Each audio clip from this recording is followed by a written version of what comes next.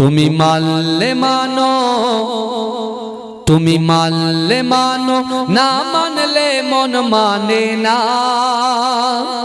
আশিকেরি আসল জান্নাত সোনার মদিনা। জোরে বলবেন না।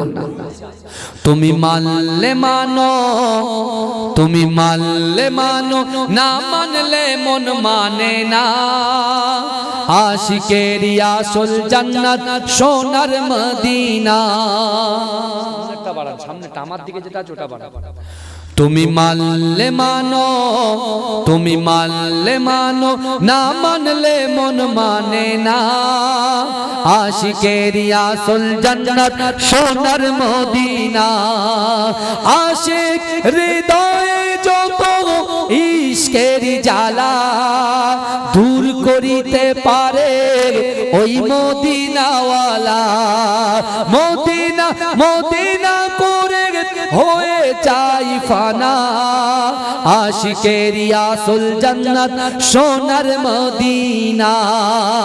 তুমি মানলে মানো, তুমি মানলে মানো, না মানলে মন মানে না। আশিকেরি আসল জান্নাত সোনার মদিনা। এক সময় ছিল মদিনা অলক্ষণের ভূমি। নবীর ছোঁয়ায় হলো আরশের চেয়েও দামি। এক সময় ছিল মদিনা অলক্ষণের ভূমি। নবীর ছোঁয়ায় হলো আরশের চেয়েও দামি। নবী যে তাই আছেন শুয়ে জান্নাতেরই টুকরা বলে করলেন ঘোষণা। আশিকেরি আসল জান্নাত সোনার মদিনা। তুমি মানলে মানো, তুমি মানলে মানো, না মানলে মন মানে না। আশিকেরি আসল জান্নাত সোনার মদিনা। আল্লাহুম্মা আমার এই মনেরও সেই কামনা সোনার মদিনায়। আমার এই মনেরও সেই কামনা সোনার মদিনা।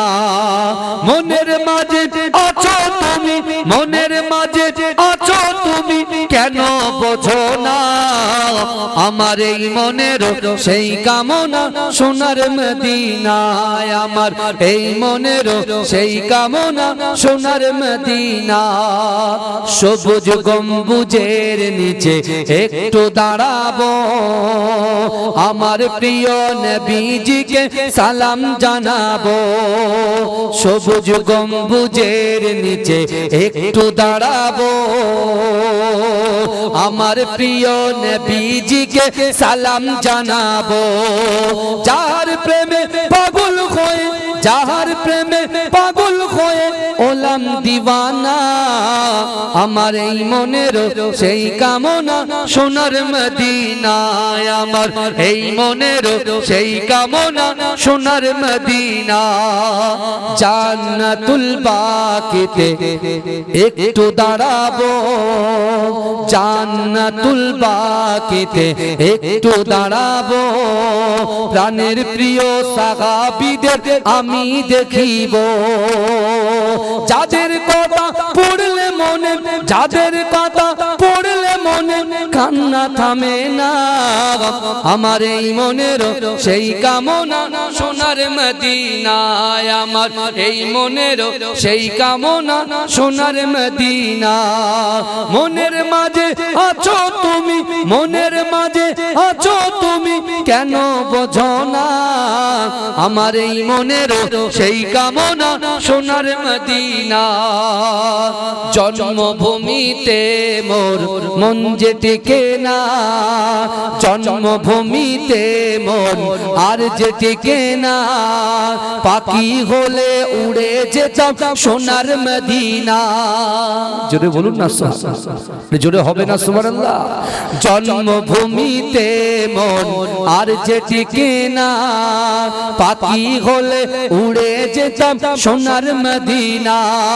এই বাসনা কবুল করো, এই বাসনা কবুল করো, ওগে রাব্বা পানা আমার এই মনের সেই কামনা সোনার মদিনায় আমার এই মনের সেই কামনা সোনার মদিনা আল্লাহুম্মা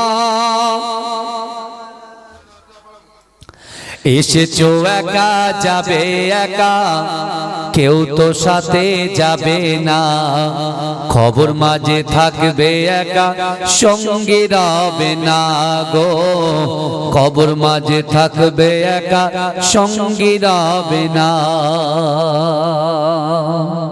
কথা ঠিক না ভুল এখানে লেখা আছে মৃত রুহের মাগফিরাত কামনার্থে খতমে কোরআন ও দোয়ার মজলিস তাহলে এই গ্রামে বিরামনগর এ আমার খুব চেনা জায়গা বুঝতে পারছেন না বিরামনগর মানে হচ্ছে আমার খুব খাস জায়গা কারণ এখানে আমি বিগত আমার আব্দুল্লাহ ভাই আছেন বুঝতে পেরেছেন বারবার ফোন করে বুঝতে পেরেছেন এটা নিয়ে 4 বার আসা হয়ে গেল তাহলে আপনাদের সঙ্গে আমার চেনা পরিচিত আলাদা যখন 4 বার এসছি মানে আমি আপনাদের নিজের এসছি আমি বারবার যদি আপনাকে ডাকি আমার খারাপ লাগে তাই না আপনিও বলবেন লোকও বলবে দেখেন হুজুর আছে তার লোক খারাপ জিনিস কারণ বসিরহাটের মাটি হচ্ছে পবিত্র মাটি বিরামনগরের মাটি হচ্ছে পবিত্র মাটি বিরামনগরের যুবকেরা নারী পুরুষরা এদের অন্তর হচ্ছে পবিত্র তাই দয়া করে আপনার পীরের আওলাদ হিসাবে বলছি চলে আসুন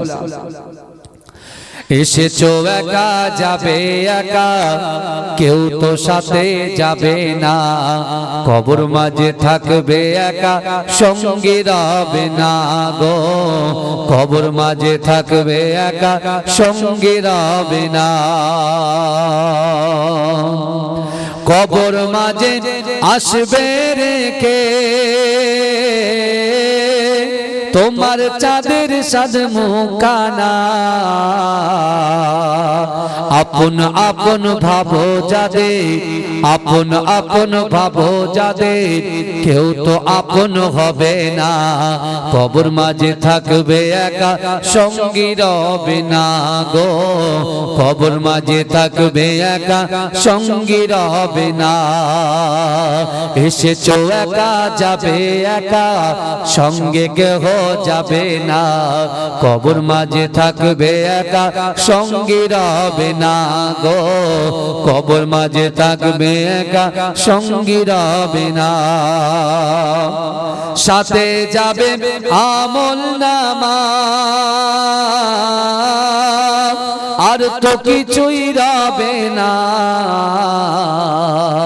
গহীন গড়ে যেতে হবে গহীন গড়ে যেতে হবে ওটাই আসল ঠিকানা কবর মাঝে থাকবে একা সঙ্গী রবে না গো কবর মাঝে থাকবে একা সঙ্গী রবে না এসেছো একা যাবে একা সঙ্গে কেহ যাবে না কবর মাঝে থাকবে একা সঙ্গী রবে না গো কবর মাঝে থাকবে একা সঙ্গী রবে না করিবে সওয়াল মুনকার নাকির জবাব যখন পারবে না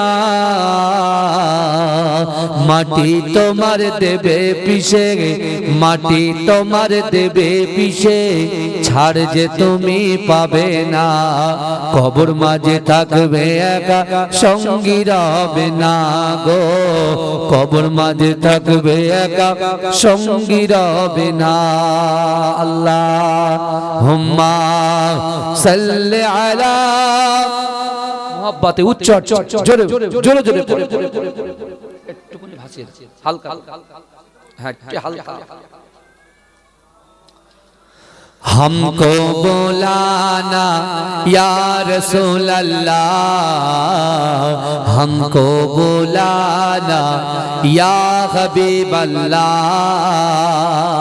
জোরে বলুন না সুবহানাল্লাহ জোরে বলা যাবে না আমরা আছি বিরামনগরে আর এখান থেকে 4500 কিলোমিটার দূরে মুস্তাফা জান রহমত আছে বিশ্বাস করেন ওই রাসূলুল্লাহর রওজা মোবারকের সামনে গিয়ে একটু সালাম দেব ইচ্ছা কার কার আছে तकबीर नारे तकबीर हमको बुलाना या रसूल अल्लाह, हमको बुलाना या हबीब अल्लाह, हमको बुलाना या रसूल अल्लाह, हमको बुलाना या हबीब अल्लाह। कभी तो सब्ज़ गुम्मा का उजाला हम भी देखेंगे, हमें बुलवाएंगे या का मदीना हम भी देखेंगे। हमको बुलाना या रसूल अल्लाह, हमको बुलाना या रसूल अल्लाह, हमको बुलाना या हबीब अल्लाह, हमको बुलाना या रसूल अल्लाह, हमको बुलाना या हबीब अल्लाह। धड़क उठेगा ये दिल याद रखना, भूल जाएंगे हमें बुलवाएंगे आका मदीना हम भी देखेंगे। हमको बुलाना या रसूल अल्लाह, हमको बुलाना या रसूल अल्लाह, हमको बुलाना या हबीब अल्लाह, हमको बुलाना या रसूल अल्लाह, हमको बुलाना या हबीब अल्लाह। अल्लाहुम्मा सल्लि अला।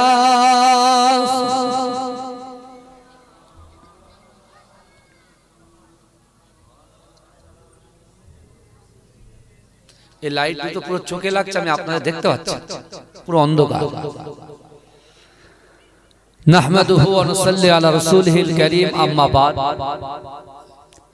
উপস্থিত আমার সম্মুখে বসে থাকা দিনদার ইমানদার আল্লাহওয়ালা নেককার আমার মুরব্বী বাপেরা, আমার চাচাজানেরা, আমার প্রাণ প্রিয় যুবক ভাইরা, পদ্মার অঞ্চলে ধার্মিকা পর্দার নসিনা আমার আম্মা জান ও বোনেরা, মহাসম্মানিত এ গ্রামের যোগ্য ইমাম সাহেব, মুয়াজ্জিন সাহেব, আমার কমিটি সাহেবান গণেরা, আল্লাহ পাক রব্বুল আলামিনের দরবারে লাখো কোটি শুকরিয়া জ্ঞাপন করি যে আল্লাহ পাক রব্বুল আলামিন আমাকে, আপনাকে, আমাদিগকে, আমাদের মতো গুনাহগার খাতাকার সিয়াকারকে জান্নাতের বাগানে কিছু সময় কোরআন হাদিস ইজমা কিয়াসের কিছু কথা শোনার এবং বসার তৌফিক ইনায়েত করে দিয়েছেন। সকলে উচ্চ আওয়াজে বলুন আলহামদুলিল্লাহ। তারপর পরেই শান্তির দূত, সাম্যবাদের সদাচারী, আকায়ে মাওলা, ইমামুল হুদা, নুরুন আলা নূর, নূরে মুজাসসাম, হাবিবে লবিবে তবিব জনাবে মুহাম্মদ মুস্তাফা সাল্লাল্লাহু আলাইহি ওয়াসাল্লামের রওজা মুবারাকে, মাজার মুবারাকে কোটি কোটি দরুদ ও সালাম। সকলে বলুন সাল্লাল্লাহু আলাইহি ওয়াসাল্লাম। আজকে আমরা যারা এই দুনিয়ার জমিনে বিচরণ করছি, আল্লাহ পাক রব্বুল আলামিন তার মাখলুকাতের সেরা আমাদেরকে বানিয়েছেন। সে আল্লাহ পাক রব্বুল আলামিন এই দুনিয়ার জমিনে আমাদেরকে ইবাদত বান্দেগি করার জন্য দুনিয়ার জমিনে পাঠিয়েছেন। কিন্তু আল্লাহ শুধু এটা বলেননি যে তোমরা শুধু ইবাদত বান্দেগি করবে আর আদার্স কাজগুলো করবে না। একটা জিনিস মনে রাখতে হবে, দুটো হক আমরা জানি, একটা হচ্ছে আল্লাহর হক আর একটা হচ্ছে বান্দার হক। তাই তো নাকি কথা বলে? এক হচ্ছে আল্লাহর হক আর দ্বিতীয় হচ্ছে বান্দার হক। এই আল্লাহর হক আর বান্দার হক যদি আমরা পঙ্খানুপঙ্খভাবে আদায় করে এই দুনিয়া থেকে চলে যেতে পারি, তাহলে আমি আপনি আমরা কবরে গিয়ে শান্তিতে থাকতে পারব, আখিরাতে গিয়ে রাসূলুল্লাহ শাফাত পেয়ে জান্নাতে যাব। আর যদি একটা পালন করি আর একটা না মানি, তাহলে কিন্তু আমার আপনার পরীক্ষার সম্মুখীন হতেই হবে। হতেই হবে। আমার আল্লাহ পাক এই পৃথিবীর জমিনে, দুনিয়ার জমিনের উপরে আমাদেরকে সৃষ্টি করে আল্লাহ এমনি এমনি ছেড়ে দেননি। আল্লাহ আমার যুবকদেরকে ছেড়ে দেননি, আমার বোনেদেরকে ছেড়ে দেননি। আমার আল্লাহ পাক আমাদের সবথেকে বড় নিয়ামত যে জিনিসটা দিয়েছেন সেটা হলো ঈমান। জোরে বলুন না সুবহানাল্লাহ। আজকে আমাদের ঈমান আছে বলেই আমরা যখন কোরআন এবং হাদিসের কথা, কবরের কথা, জাহান্নামের কথা, জান্নাতের কথা যখন আলোচনা শুনতে পাই, কেউ না কেউ একটু 1 মিনিট 2 মিনিট দাঁড়িয়ে একটু দাঁড়িয়ে শুনে। আর যাদের ঈমান নাই তারা কি করে বলেন তো? ঘুরে বেরিয়ে যায়, এক কান দিয়ে শুনে আর এক কান দিয়ে বার হয়ে যায়। ভালো করে বলে। কিন্তু আল্লাহ পাক আমাদেরকে সবথেকে বড় সম্পদ, অর্থ সম্পদ, ইজ্জত, এইগুলোকে আমরা প্রাধান্য দেই। কিন্তু এই যুবক বিশ্বাস করো, তুমি ছিলে কোথায়? তুমি যখন তোমার মায়ের গর্ভে ছিলে তোমার কোনো অস্তিত্ব ছিল না। আমার আল্লাহ পাক দয়া করে, মেহেরবানি করে আপনার মায়ের দ্বারাই আপনাকে বাঁচিয়ে রেখে আল্লাহ এই দুনিয়ার জমিনে পাঠিয়ে দিয়ে, যেদিন দুনিয়ার জমিনটা আমরা টাচ করেছি, যেদিন দুনিয়ার আলো বাতাসকে আমরা দেখেছি, আল্লাহ কারুর না কারুর থেকে আমাদেরকে আজানের ধ্বনি, একামতের ধ্বনি শুনিয়ে দিয়েছেন। জোরে বলুন না সুবহানাল্লাহ। এজন্য বলা যাবে না। আল্লাহ পাক কোরআন পাকের ভিতরে পরিষ্কার ভাবে বলছেন, কারণ এখানে আমরা যারা বসে আছি, কবরবাসীদের রুহের মাগফিরাতের জলসা, আমাদেরও প্রস্তুতি নিতে হবে। আমরা যখন শাদী মোবারক করি তার আগে আমরা বলি যে ভাই সাহেব আপনি তো মেয়ে দেখছে, তা মেয়ের বাপ বলছে ছেলে কিছু করে না, তা মেয়ে দেবে না? আগে আমি নিজের পায়ে দাঁড়াই, তারপরে শাদী মোবারক করব। আগে একটা সুন্দর রুম বানাই, ঘর বানাই, আসবাবপত্র সুন্দর করে গুছিয়ে নিই, তারপরে করব। কিন্তু এই যুবকেরা যেরকম দুনিয়ার জমিনে আপনার আশার মাধ্যমে আপনি সবকিছু অসম্পূর্ণ কাজকে সম্পূর্ণ করেন, আজকে যে খবর আপনার সামনে, আমার পিছনে ডান দিকে বাদিকে, আজকে বিরামনগরের আমার সামনে পিছনে ডান দিকে বাদিকে যে কবরবাসীরা কবরে শুয়ে আছে, ওই কবরওয়ালা থেকে আমাদেরকে শিক্ষা নিতে হবে। একদিন কিন্তু তাদের পিছনে আমরাও আছি, আমাদেরকেও যেতে হবে। গাড়ি বাড়ি, অর্থ সম্পদ, বন্ধু বান্ধবী থেকে শুরু করে এগুলো হচ্ছে চোখের নেশা, আর কিচ্ছু না, সব চোখের নেশা। আপনি একটা টাইম দেখবেন যার প্রতি অ্যাক্টিভ আকর্ষণ, যার প্রতি দেখবেন কিছুক্ষণের মধ্যে এই আকর্ষণটা আবার কেটে যায়। যখন কেটে যায় তখন কিন্তু আর কিছু ভালো লাগে না, কিচ্ছু ভালো লাগে না। কিন্তু এই দুনিয়াটা হচ্ছে চোখের মতো আমাদেরকে আকর্ষণ করছে। কিন্তু আমার ভাইরা, আজকে আমি আপনি আমরা যারা বিচরণ করছি, অবশ্যই মেলা তো রোজ হচ্ছে, এ খেলায় মেলা হচ্ছে, ও খেলায় মেলা হচ্ছে, কথা বলে। পৌষ পার্বণের মেলা হচ্ছে, হ্যাঁ, শীতকালের মেলা হচ্ছে, পিঠে পুলির মেলা হচ্ছে, বই মেলা হবে, সব মেলায় মেলায় মেলায় মেলায় আমরা ঘুরে বেড়াচ্ছি। কিন্তু আল্লাহর রাসূলের কথা যে জান্নাতের বাগানে আলোচনা করা হয়, আজকে আমার মুসলমানের ছেলেরা, আমার যুবকেরা, তারা মনে মনে ভাবে হুজুর আপনি বলার কথা বলে, আমাদের শোনার কথা শুনবো, যদি ইচ্ছা একখান দিয়ে শুনবো, কিছুটা সেভ করে রাখবা, না তো বার করে দেবো। হুজুর ওসব আমাদের এখন শোনার টাইম নাই। আমি সেই সকল ভাইদেরকে বলি, কার ক্ষতি হবে? আপনার কবরে গিয়ে আমি রাকিবুল আজিজ বখতিয়ারি আপনার সওয়ালের জবাব কি আমি নিজে অ্যানসার গুলো দিয়ে আসবো? একটু কথা বলেন, কার? যার জবাব তাকেই দিতে হবে। আমরা কি করতে পারি? আজকে আমার ভাই সাহেবরা এত সুন্দর একটা মাহফিল করেছেন, সবাইকে ডেকে ডেকে নিয়ে আসছেন, আলহামদুলিল্লাহ। কিন্তু আমার ভাই আপনার বুকে হাত দিয়ে প্রশ্ন করুন যে এখন আমরা সকলে আসছি, কিন্তু আমরা যখন কবরে যাব, আমাদের সঙ্গে দেখা কারা করবে? আমরা কি করব? কি অবস্থায় থাকবো? আপনি বলছেন হুজুর রাতের বেলা যদি ঘরের লাইটটা অফ হয়ে যায়, গেটের সামনে লাইটটা যখন অফ হয়ে যায় মনটা দুক দুক দুক দুক করে, ভয় পেয়ে যায়। আমার স্ত্রী ঘরের বাইরে যায় না, আমার সন্তান এ ঘর থেকে ও ঘরে যায় না, আমার বোনটা এ ঘর থেকে ও ঘরে যায় না, আমাকে সাথে সাথে যেতে হয়। কিন্তু ভাই বোন, যুবক যুবতী, তুমি বলো, তুমি রাতের বেলা তোমার মা, তোমার বাপ, তোমার ভাই, তোমার বোনকে নিয়ে তুমি ঘোরাঘুরি করো, হঠাৎ যদি তোমার মৃত্যু হয়ে যায়, কারণ আল্লাহর কোরআন বলছে ইজা জা আজালুহুম লা ইস্তাখিরুনা সাআতাও ওয়া লা ইস্তাকদিমুন, মৃত্যু যখন আসবে এক সেকেন্ড লেট করা হবে না, দেরি করা হবে না। এই যুবক, তুমি বুকে হাত দিয়ে বলো, এই দুনিয়াতে আসার সিরিয়াল আছে, যাওয়ার কি কোনো সিরিয়াল আছে? এই কথা বলে, যাওয়ার সিরিয়াল আছে, যাবার তো সিরিয়াল নাই। তুমি তোমার বডিগার্ড 4টে 5টা 10টা নিয়ে ঘুরছো, নীল বাতির গাড়ি চড়ছি, আলহামদুলিল্লাহ ভালো, লাল বাতির গাড়ি চড়ছি, আলহামদুলিল্লাহ ভালো, সামনে 4টে পাইলট কার, পিছনে 4টে পাইলট কার, আলহামদুলিল্লাহ, আল্লাহ আরো বড় করুক, আরো ভালো। কিন্তু যখন আপনি কবরে চলে যাবেন, কটা পাইলট কার থাকবে? এই কথা বলে, নীল বাতি কটা থাকবে, লাল বাতি কটা থাকবে? তোমার যে বন্ধুগুলো তোমার right side, left side, up and ডাউনে রয়েছে, সে থাকবে তো? ভালো করে শুনে। কিন্তু আমার ভাই জানেরা, হে নবী পাকের উম্মত উম্মতিরা, হে নবী দেওয়ানারা, বিশ্ব নবী রাসূলুল্লাহ সাল্লাল্লাহু আলাইহি ওয়াসাল্লাম সাহাবাদেরকে নিয়ে আল্লাহর রাসূল মসজিদে নববীতে বসে আছেন। কোথায় বসে আছেন বলেন? নববী শরীফে আল্লাহর রাসূল সাহাবাদেরকে নিয়ে বসে।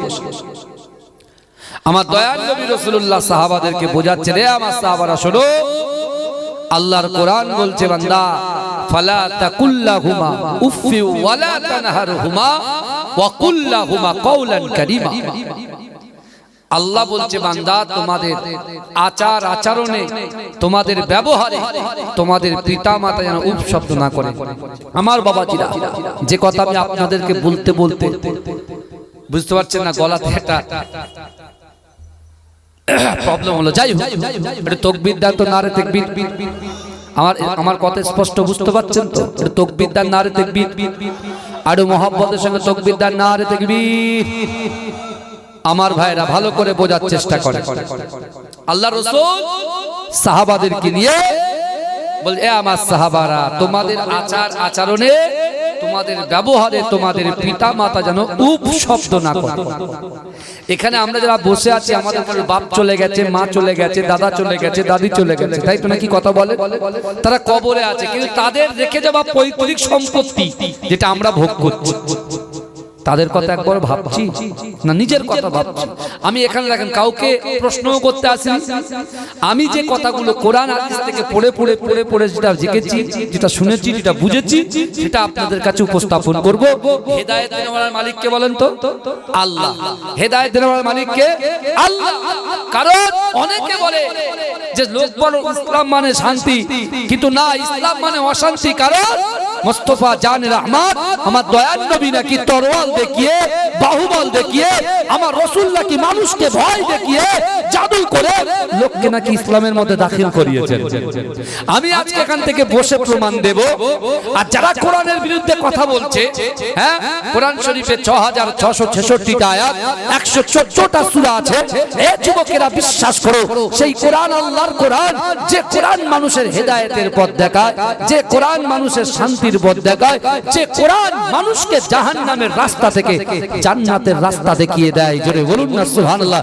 সেই কোরআনের প্রতিও কদিন ধরে দেখছি খুব কুরুচিকর মন্তব্য চলছে। তাই তো নাকি কথা বলে? আমি সেই ভাই সাহেবকে বলি, বুঝতে পেরেছে, আমি তাকে বলি, শোনে, আপনার কথা আপনি আপনার পকেটে রেখে দেন। কারণ এই বিশ্বের জমিনে যত কান্ট্রি আছে, যত দেশ আছে, ওই দেশে যত মুসলমান আছে, আর ওই মুসলমান যেখানে আছে সেখানে পবিত্র আল কোরআন আছে।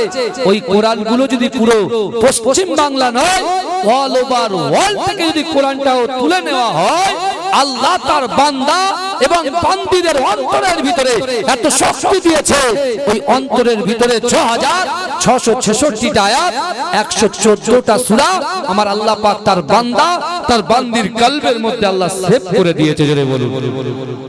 দৈনন্দিন লাখো লাখো আলেম অর্থাৎ হাফেজে কোরআন আমার বোনেরা, হ্যাঁ আমার ভাইয়েরা, আল্লাহ তাদের দ্বারাই পবিত্র কোরআনটাকে মুখস্থ করিয়ে রাখছেন। কথা ঠিক না ভুল? এরকম অনেক মানুষ আছে এক জায়গায় বসে কিছুদিনের মধ্যে কোরআন লিখে ফেলবে, সে ক্ষমতা আল্লাহ তার বান্দাকে দিয়ে রেখেছে। হ্যাঁ, কোরআন কি শুধু মুসলমানদের জন্য? এই কথা বলে কই কোন মুসলমান তো বলে না কোরআন শুধু আমাদের জন্য। কোরআন হচ্ছে পৃথিবীতে যত ধর্ম আছে সকল ধর্মের জন্য পবিত্র আল কোরআন। জোরে বলো, এই জোরে বলবেন না। আর সেই কোরআনের বিরুদ্ধে কথা বললে মানায়? পিছনের ইতিহাসগুলো দেখেন না। আজকে আমার আল্লাহ পাক রব্বুল আলামিন তার নবী মুস্তাফা জান রহমান যখন আল্লাহ পাক আমার দয়ার নবীর উপরে কোরআন নাযিল করলেন, সেই কোরআন নিয়ে যখন রাসূলুল্লাহ হারাম শরীফে তেলাওয়াত করতে শুরু করলেন, মক্কার মানুষের তাকদীর জীবনটা আল্লাহ পাল্টে দিলেন। জোরে বলবেন, এজরে বলবেন পাল্টে। যাদের হেদায়েত দেওয়ার আল্লাহ তাদেরকে হেদায়েত দিয়েছেন, আর যাদেরকে জাহান্নামে পাঠানো আল্লাহ তাদেরকে জাহান্নামে পাঠিয়ে দিয়েছেন। কথা ঠিক বলছি না ভুল বলছি?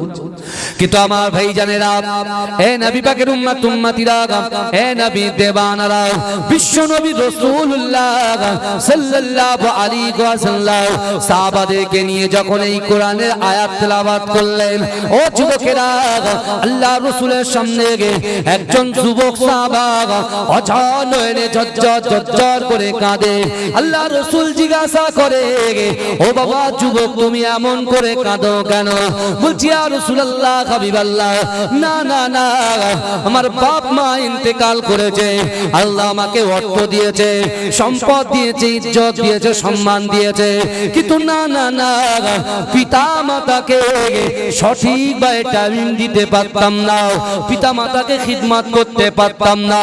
হে যুবকেরা, আল্লাহর রাসূল সাল্লাল্লাহু আলাইহি ওয়াসাল্লাম ওই সময় যুবকটাকে আমার দয়ার নবী কান্না দেখে ওই যুবকটাকে আল্লাহ রাসূল বললেন, ও যুবক শোনো শোনো, তুমি তোমার মা বাপের কথা মনে করেছো, তুমি তোমার মা বাপের কথা আমি রাসূলুল্লাহকে বলছো, কিন্তু না না না, তোমার পিতা মাতার কথা শোনার সাথে সাথে আমি রাসূলুল্লাহ আমার পিতা মাতার কথা বড্ড মনে পড়ে যায়। কে বলছে? আল্লাহ রাসূল বলছে যে তুমি তোমার মা বাপের কথা বলছো, তোমার মা বাপের কথা বলছো, তোমার মা বাপের কথা শুনে আমি রাসূলুল্লাহ আমারও পিতা মাতার কথা মনে পড়ে যায়। জোরে বলুন না সুবহানাল্লাহ। আল্লাহ রাসূল সাহাবাদেরকে বুঝিয়ে দিলেন, ও আমার সাহাবারা, আল্লাহর কোরআন বলছে বান্দা, ওয়াজাআত সাকরাতুল মাউত বিল হক, মৃত্যু যন্ত্রণা সত্য, মৃত্যু যন্ত্রণা সত্য।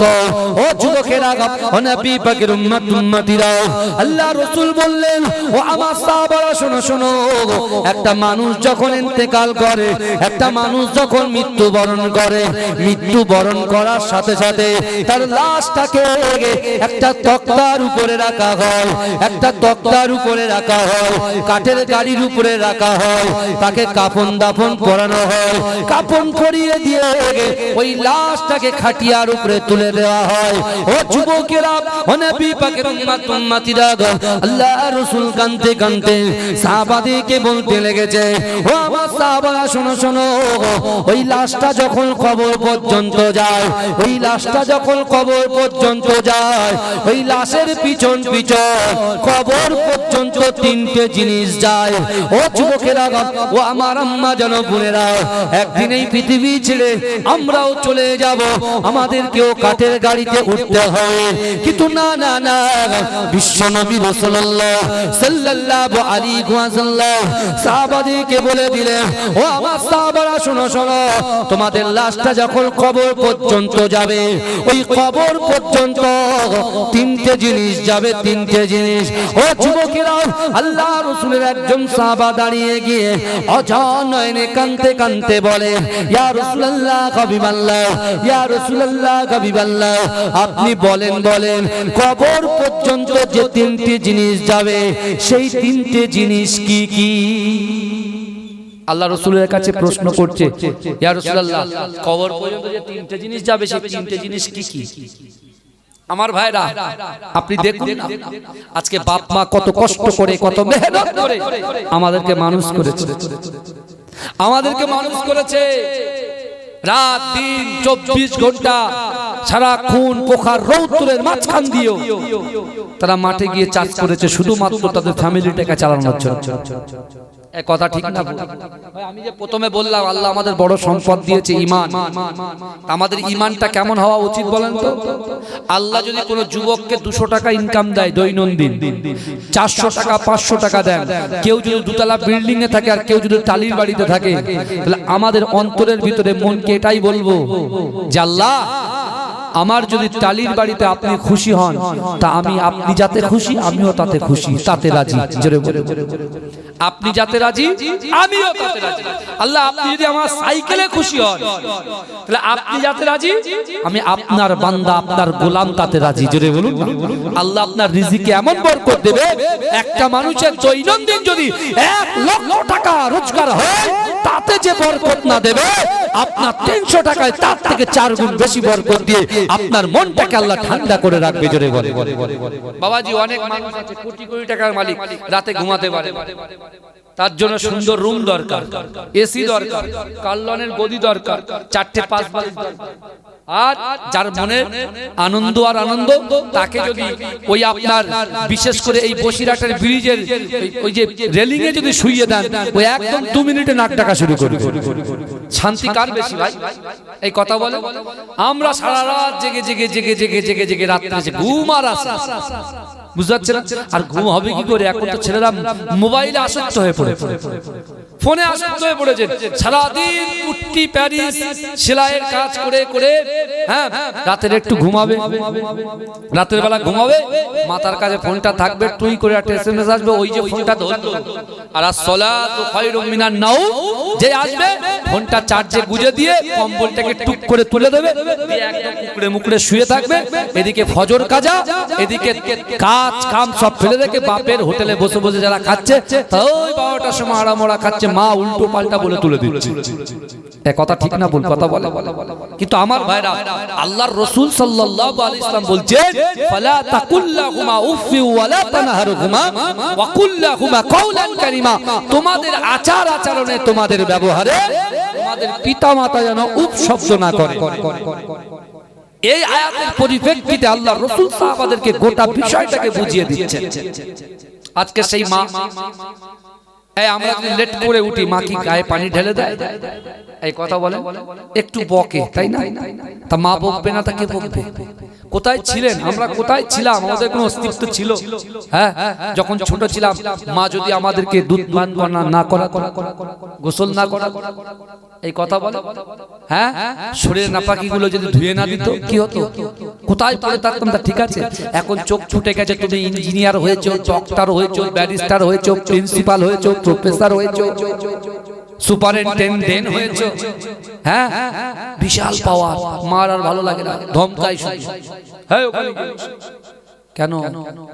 আল্লাহ বলছে বান্দা কবরে এসে সব সাইজ করে সব ঠান্ডা হয়ে যাবে কবরের কাছে। এখনো সময় আছে, পরিবর্তন হন। আমার যুবকগুলো যারা দাঁড়িয়ে আছে, আমি বিশ্বাস করে সব থেকে বেশি যদি মহব্বত করি আমার যুবক ভাইদেরকে, আমার এতটাই ভালো লাগে, কারণ এই যুবকরাই পারে সমাজকে পরিবর্তন করতে। কথা ঠিক না? মুরব্বীরা তো চেষ্টা করেছে, তারা বুড়ো হয়ে গেছে, এখন তো আমাদেরকে এগিয়ে আসতে হবে। আমরা তো এগিয়ে আসবো সমাজের জন্য, মানুষের জন্য, দেশের জন্য, দেশের জন্য। কিন্তু আমার ভাইরা একটা জিনিস ভাবে, আমাকে বড় করতে গিয়ে, আমাকে মানুষ করতে গিয়ে, আমাকে আলেম ফাজেল টাইটেল কামেল মুমতাজুল মুহাদ্দিসিন করতে গিয়ে, আপনাকে হাফেজ করতে গিয়ে, আপনার গ্রাজুয়েশন কমপ্লিট করতে গিয়ে আপনার মা বাপকে কত পরিশ্রম করতে হয়েছে। কি কথা ঠিক না ভুল কথা বলে? আর আমি বলছি কি, আমি বলছি হুজুর নামাজটা পড়ে পড়বো কেন না? আমার ছেলেটা হুজুর নিট পরীক্ষা দিচ্ছে, কত লক্ষ লক্ষ টাকা খরচা হুজুর। এখন যদি আমি নামাজের দিকে যাই, তাহলে ইনকাম কমে যাবে। ভাই নামাজ কি কারো ছাড়া আছে? কোন পীর সাহেব হুজুর সাহেব কে ছাড়া আছে? কথা বলে কোন নেতা সাহেব কি ছাড়া আছে? নামাজ সবার জন্য সমান। আর এরকম তো ধার করা জিনিসও তো হবে না, বদলি প্রক্সি হবে না তো, যে ভাই এটা আমার ফজরের নামাজটা 500 টাকা দিচ্ছি, এটা পড়ে দিস, হবে? এই কথা বলে 5 ওয়াক্ত নামাজের জন্য না ভাই 10,000 টাকা দিচ্ছি, 1 মাসের নামাজটা পড়ে দিস, হবে? যার জিনিস তার, তাই তো নাকি? নামাজ তো সবার জন্য ফরজ। 7 বছর বয়স থেকে আল্লাহ রসুল বলছেন তোমাদের সন্তানদের হাত ধরে মসজিদে নিয়ে যাও। ক বছরে? এই কথা বলে 7 বছর। আর 12 বছরের পর থেকে যদি নামাজ না পড়ে পিটিয়ে পিটিয়ে নামাজ পড়াও, তাহলে 12 থেকে নামাজ পড়ো। 12 থেকে কি করো? নামাজ। কিন্তু আমার ভাইরা আজকে আপনি চিন্তা করুন, মেলায় ভিড় আছে, দোকানে ভিড় আছে, চায়ের দোকানে ভিড় আছে, লটারির দোকানে ভিড় আছে, কিন্তু দেখেন যেখানে কোরআন হাদিসের কথা আলোচনা হচ্ছে ওখানে কিন্তু ভিড় নেই। কারণ কি বলেন তো?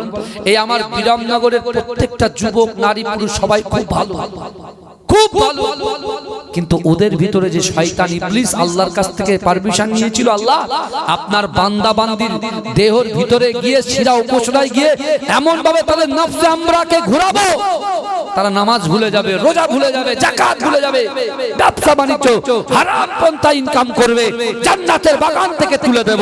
কিন্তু যুবক ভালো করে বোঝো, বিশ্বাস করে আল্লাহ পাক রব্বুল আলামিন ওই ইবলিস শয়তানকে বলেছিল, ইবলিস শয়তান তুই শোন, আমি আল্লাহ পাক কোরআনে বলে দিলাম, ইয়া আইয়ুহাল্লাযীনা আমানু তুবু ইলাল্লাহি তাওবাতান নাসুহা, যদি আমার বান্দা বান্দীরা তওবার মতো তওবা করে আমি আল্লাহ তাদের জিন্দেগি জীবনের সমস্ত রকম গুনাহগুলোকে সাফ করে দেব। জোরে বলুন না সুবহানাল্লাহ। এই জোরে বলবেন ভাইজান, বলেন তো দেখি, কথায় কথা বাড়ে, একটু অন্যদিকে যাচ্ছি, ভালো করে বোঝেন। ইসলামের সবথেকে প্রথম যুদ্ধ কোন যুদ্ধ হয়েছিল বলেন তো? বদরের যুদ্ধ। এই শুনছেন কিসের যুদ্ধ হয়েছিল? বদরের যুদ্ধ। ইসলাম মানে শান্তি, এই ইসলাম মানে শান্তি, এই শান্তির ধর্মের যুদ্ধ কেন হবে? যুদ্ধ কাদের জন্য ভাই? জান বাঁচানো কি বলেন তো ফরজ। আল্লাহ রসুল যখন দিন প্রচার করছে, আল্লাহ রসুলকে মারার জন্য প্ল্যান করছে, আল্লাহ রসুল কতলের জন্য প্ল্যান করছে, আল্লাহ রসুলের সাহাবারা রাসূলুল্লাহর ব্যবহার থেকে, আচার আচরণ থেকে আল্লাহ রসুলের হাতে হাত দিয়ে কলেমা পড়ে মুসলমান হয়েছে। যারা হয়েছে তাদের মধ্যে প্রসিদ্ধ আল্লাহ রসুলের একজন কালো সাহাবা, আল্লাহ রসুলের একজন বেটে সাহাবা, আল্লাহ রসুলের একজন কথা বলতে গেলে যে যার কথা বেঁধে যায়, হযরত বেলাল, তার বাড়ি হচ্ছে ইথিওপিয়ায়, উমাইয়া ইবনে খালফের দাস, উমাইয়া ইবনে খালফের গোলাম। কিন্তু সেই গোলাম তিনি কি করছেন? বেলাল সে রাসূলকে চিনত না, রাসূল বেলালকে চিনত না, কিন্তু সেই বেলালের অন্তরের ভিতরে নিয়ত ছিল যে আল্লাহ জিন্দেগি জীবনে আমাকে উমাইয়া এত কষ্ট দেয়, আমাকে এত জলিল করে, অত্যাচার করে, লাঞ্ছিত করে, উৎপীড়ন করে, নিপীড়ন করে, আল্লাহ যদি আপনার সত্য ধর্ম অর্থাৎ কোন মহাপুরুষ মহামানব হযরত মুহাম্মদ মুস্তাফা সাল্লাল্লাহু আলাইহি ওয়াসাল্লামের সাথে যদি আমার সাক্ষাৎ হয়ে যায়, তাহলে আমি তার হাতে হাত দিয়ে কলেমা পড়ে মুসলমান হয়ে যাব। জোরে বলে, এই জোরে বলবেন না? যারা বলছে ইসলাম ধর্ম নাকি জোর করে মানুষকে ধর্মস্থান পরিবর্তন করায়, এ বুঝতে পারছেন না? ভালো করে শুনুন। আল্লাহর রাসূল আরেকজন সাহাবা ছিল, প্রসিদ্ধ সাহাবা, যিনি 250 বছর, কেউ বলছে 280 বছর, আর কেউ বলছে 250 বছর হায়াতে ছিলেন, যার নাম হচ্ছে হযরত সালমান ফারসি রাদিয়াল্লাহু তাআলা আনহু। জোরে বলুন না সুবহানাল্লাহ। তিনি 3টে ধর্ম পরিবর্তন করেছেন। কটা ধর্ম? 3টে ধর্ম পরিবর্তন করার পরে তিনি চিন্তা করছেন, একজন খ্রিস্টান পাদ্রী তাকে বলছে, তার কাছে গিয়ে বলছে, খ্রিস্টান পাদ্রীর কাছে গিয়ে আল্লাহর রাসূলের সাহাবা হযরতে সালমান ফারসি রাদিয়াল্লাহু তাআলা আনহু, তিনি সেই পাদ্রীর কাছে গিয়ে বলছে আমার এই ধর্ম ভালো লাগে না, এইটা নিয়ে 2টো ধর্ম 3টে ধর্ম চেঞ্জ করলাম, আপনি এমন একটা ধর্মের কথা বলুন যে ধর্মেতে গেলে শান্তি আর শান্তি পাওয়া যায়। জোরে বলে, এমন একজন মহামানব সত্যবাদী মানুষের আমার পরিচয় দিয়ে আমি সেখানে যেতে চাই। তখন তাকে ইশারা করে বলছে একটু আমার কাছে বসো, কিন্তু আমি যে কথাগুলো বলবো এই কথাগুলো দ্বিতীয় ব্যক্তি তৃতীয় ব্যক্তি যেন কেউ না জানে, যদি জানে তাহলে আমাকে হত্যা করে দেওয়া হবে।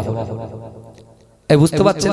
মক্কার জমিনে অনেক যুবকরা রাসূলুল্লাহকে তার জীবনের থেকে বেশি ভালোবাসতো, কিন্তু আবু জেহেল আবু লাহাবের ভয়ে আবু জেহেল, আবু লাহাব এদের ভয়ে রাসূলুল্লাহর হাতে রাসূলুল্লাহ কাছাকাছি যেতেন না, কিন্তু তারা রাসূলুল্লাহকে খুব মহব্বত ভালোবাসতেন।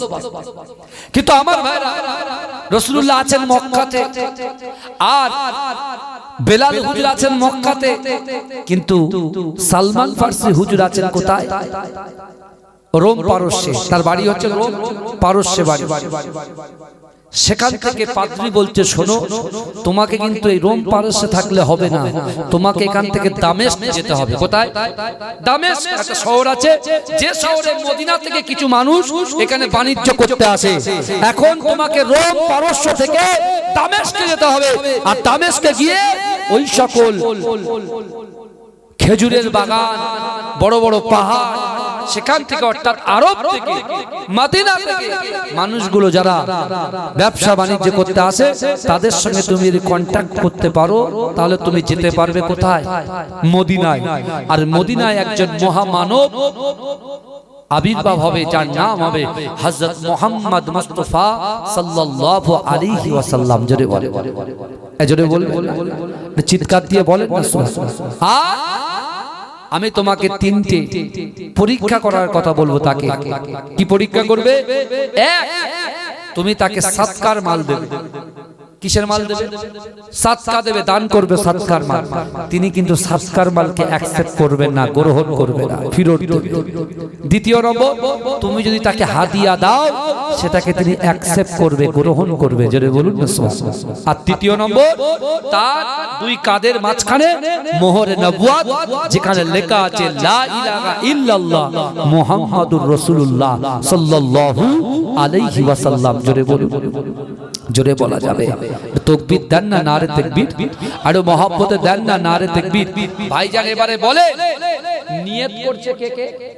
বেলাল হুজুর মুসলমান নয়, বেলাল হুজুর তখন রাসূলুল্লাহকে চিনতেন না। আর এদিকে সালমান ফারসি হুজুর রাসূলুল্লাহকে চিনতেন না। কি দুজনের মনে নিয়ত, ইন্নাল আবদা লা ইয়ামালু আমালা আহলিন নার ওয়া আন্নাহু মিন আহলিল জান্নাত ওয়া ইন্নামাল আমালা আহলিল জান্নাত ওয়া আন্নাহু মিন আহলিন নার ইন্নামাল আমালু বিল খাওয়াতিন। হে যুবকেরা, বিশ্বাস করে আল্লাহর রাসূল বলছেন, ইন্নাল আবদা, নিশ্চয়ই কোন আল্লাহর বান্দা, লা ইয়ামালু আমালা আহলিন নার, জাহান্নাম বাসীদের কাজ করে, জাহান্নামে যেতে এক পা বাকি।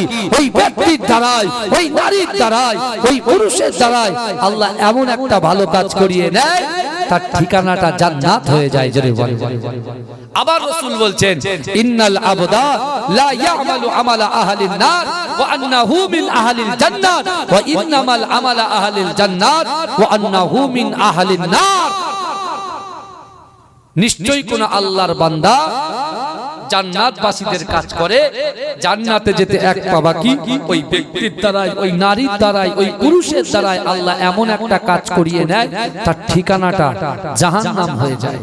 এই আল্লাহর রাসূলের সাহাবারা জিজ্ঞাসা করছে, ইয়া রাসূলুল্লাহ, এটা তো বুঝলাম না, যার জান্নাতে যাওয়ার কথা সে যাচ্ছে জান্নাতে, আর যার জাহান্নামে যাওয়ার কথা সে যাচ্ছে, যার জাহান্নামে যাওয়ার কথা সে যাচ্ছে জান্নাতে, আর যার জান্নাতে যাওয়ার কথা সে যাচ্ছে জাহান্নামে। এটা কি বুঝলাম না?